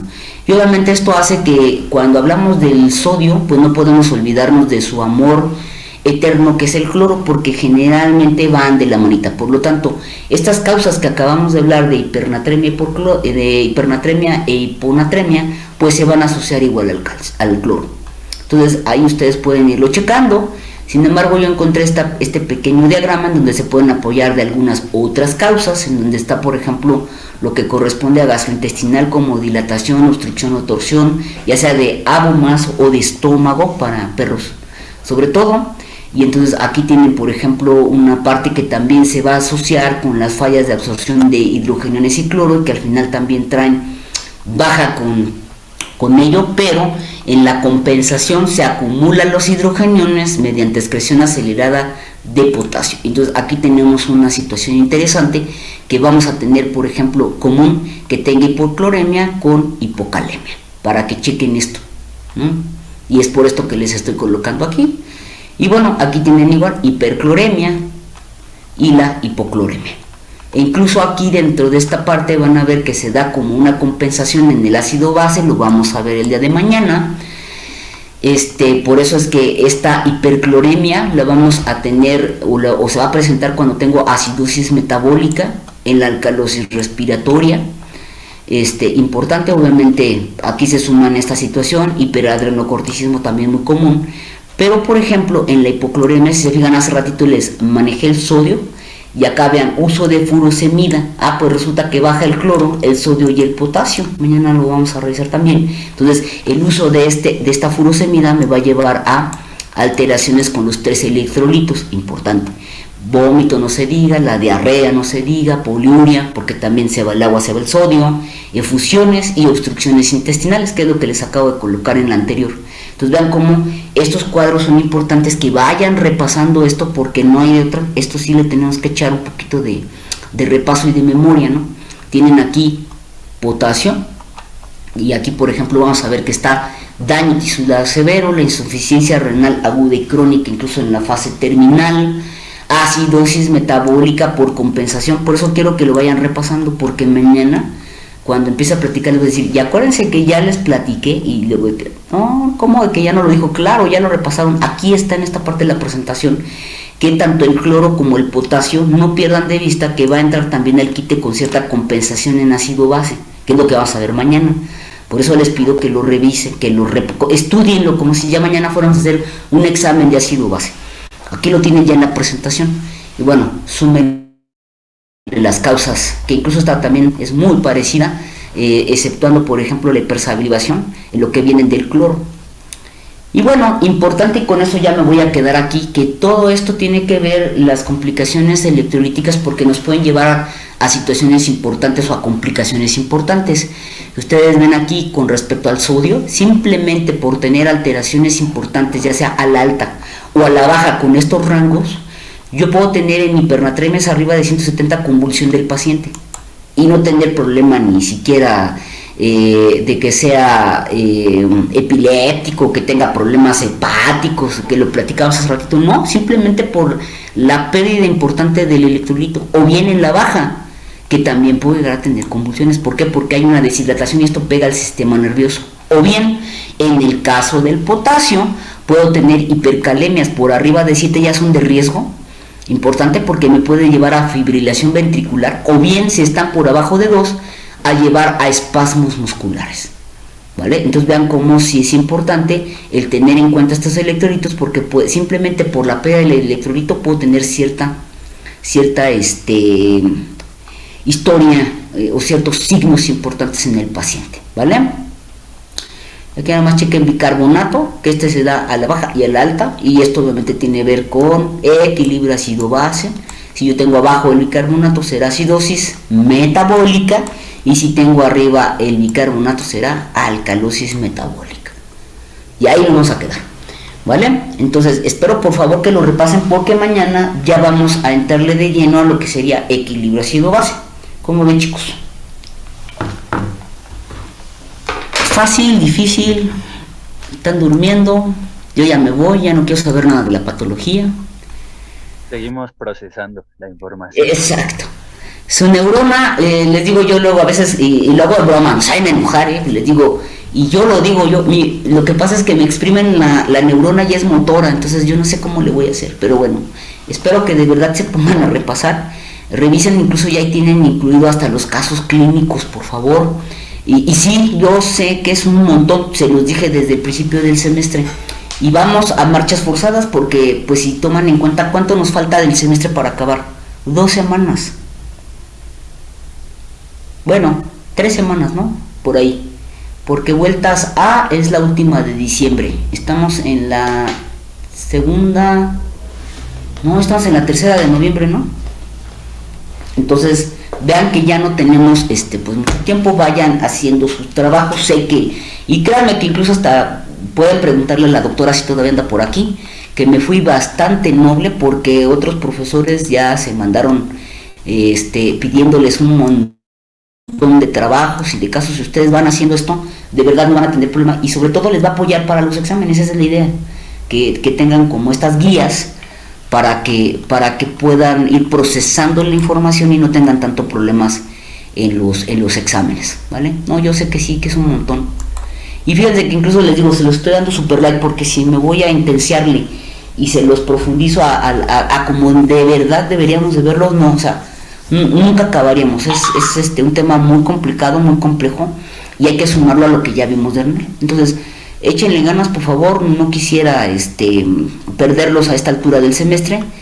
Tómenlo con calma y vayan repasando, ¿vale? Entonces, no tienen ningún inconveniente, ningún problema, pues nos vemos mañana, por favor. Doctora, yo tengo una duda. Sí, dime, Adrián. ¿Más o menos ya tiene pensado algún día para el examen de la siguiente semana? No, sí, ya les había dicho que yo preferiría que para cuestiones de que no les agarre incluso de fin de semana, el que lo hiciéramos el día martes. Ahora, si lo quieren que lo hagamos el jueves, tampoco tengo problemas.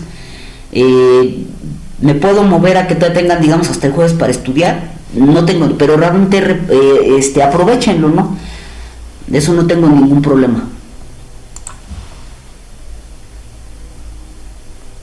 ¿Sí? ¿Entonces prefieren el jueves? Pues, a ver, no sé qué diga el grupo. Sí, el jueves. Bueno, entonces el jueves, sí, porque miren, la próxima semana el lunes es 29, el martes es 30 y es el jueves 3 de diciembre, no, jueves 2 de diciembre, perdón, es el 2 de diciembre. Bueno, entonces si quieren ya lo dejamos como un hecho, que la próxima semana el jueves 2 sea el examen, ¿vale? Para que lo consideren, no falten, arreglen todo lo que tengan que arreglar para que no falten el día del examen. Ok, doctora, perfecto, gracias.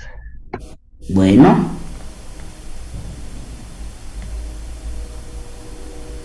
Sí, doctora, gracias. Listo. Gracias, doctora. Bueno, pues cuídense, por favor. Gracias, y nos vemos mañana. Gracias, doctora. Gracias, doctora. Gracias, hasta luego, doctora. Buenas tardes. Hasta luego, bye.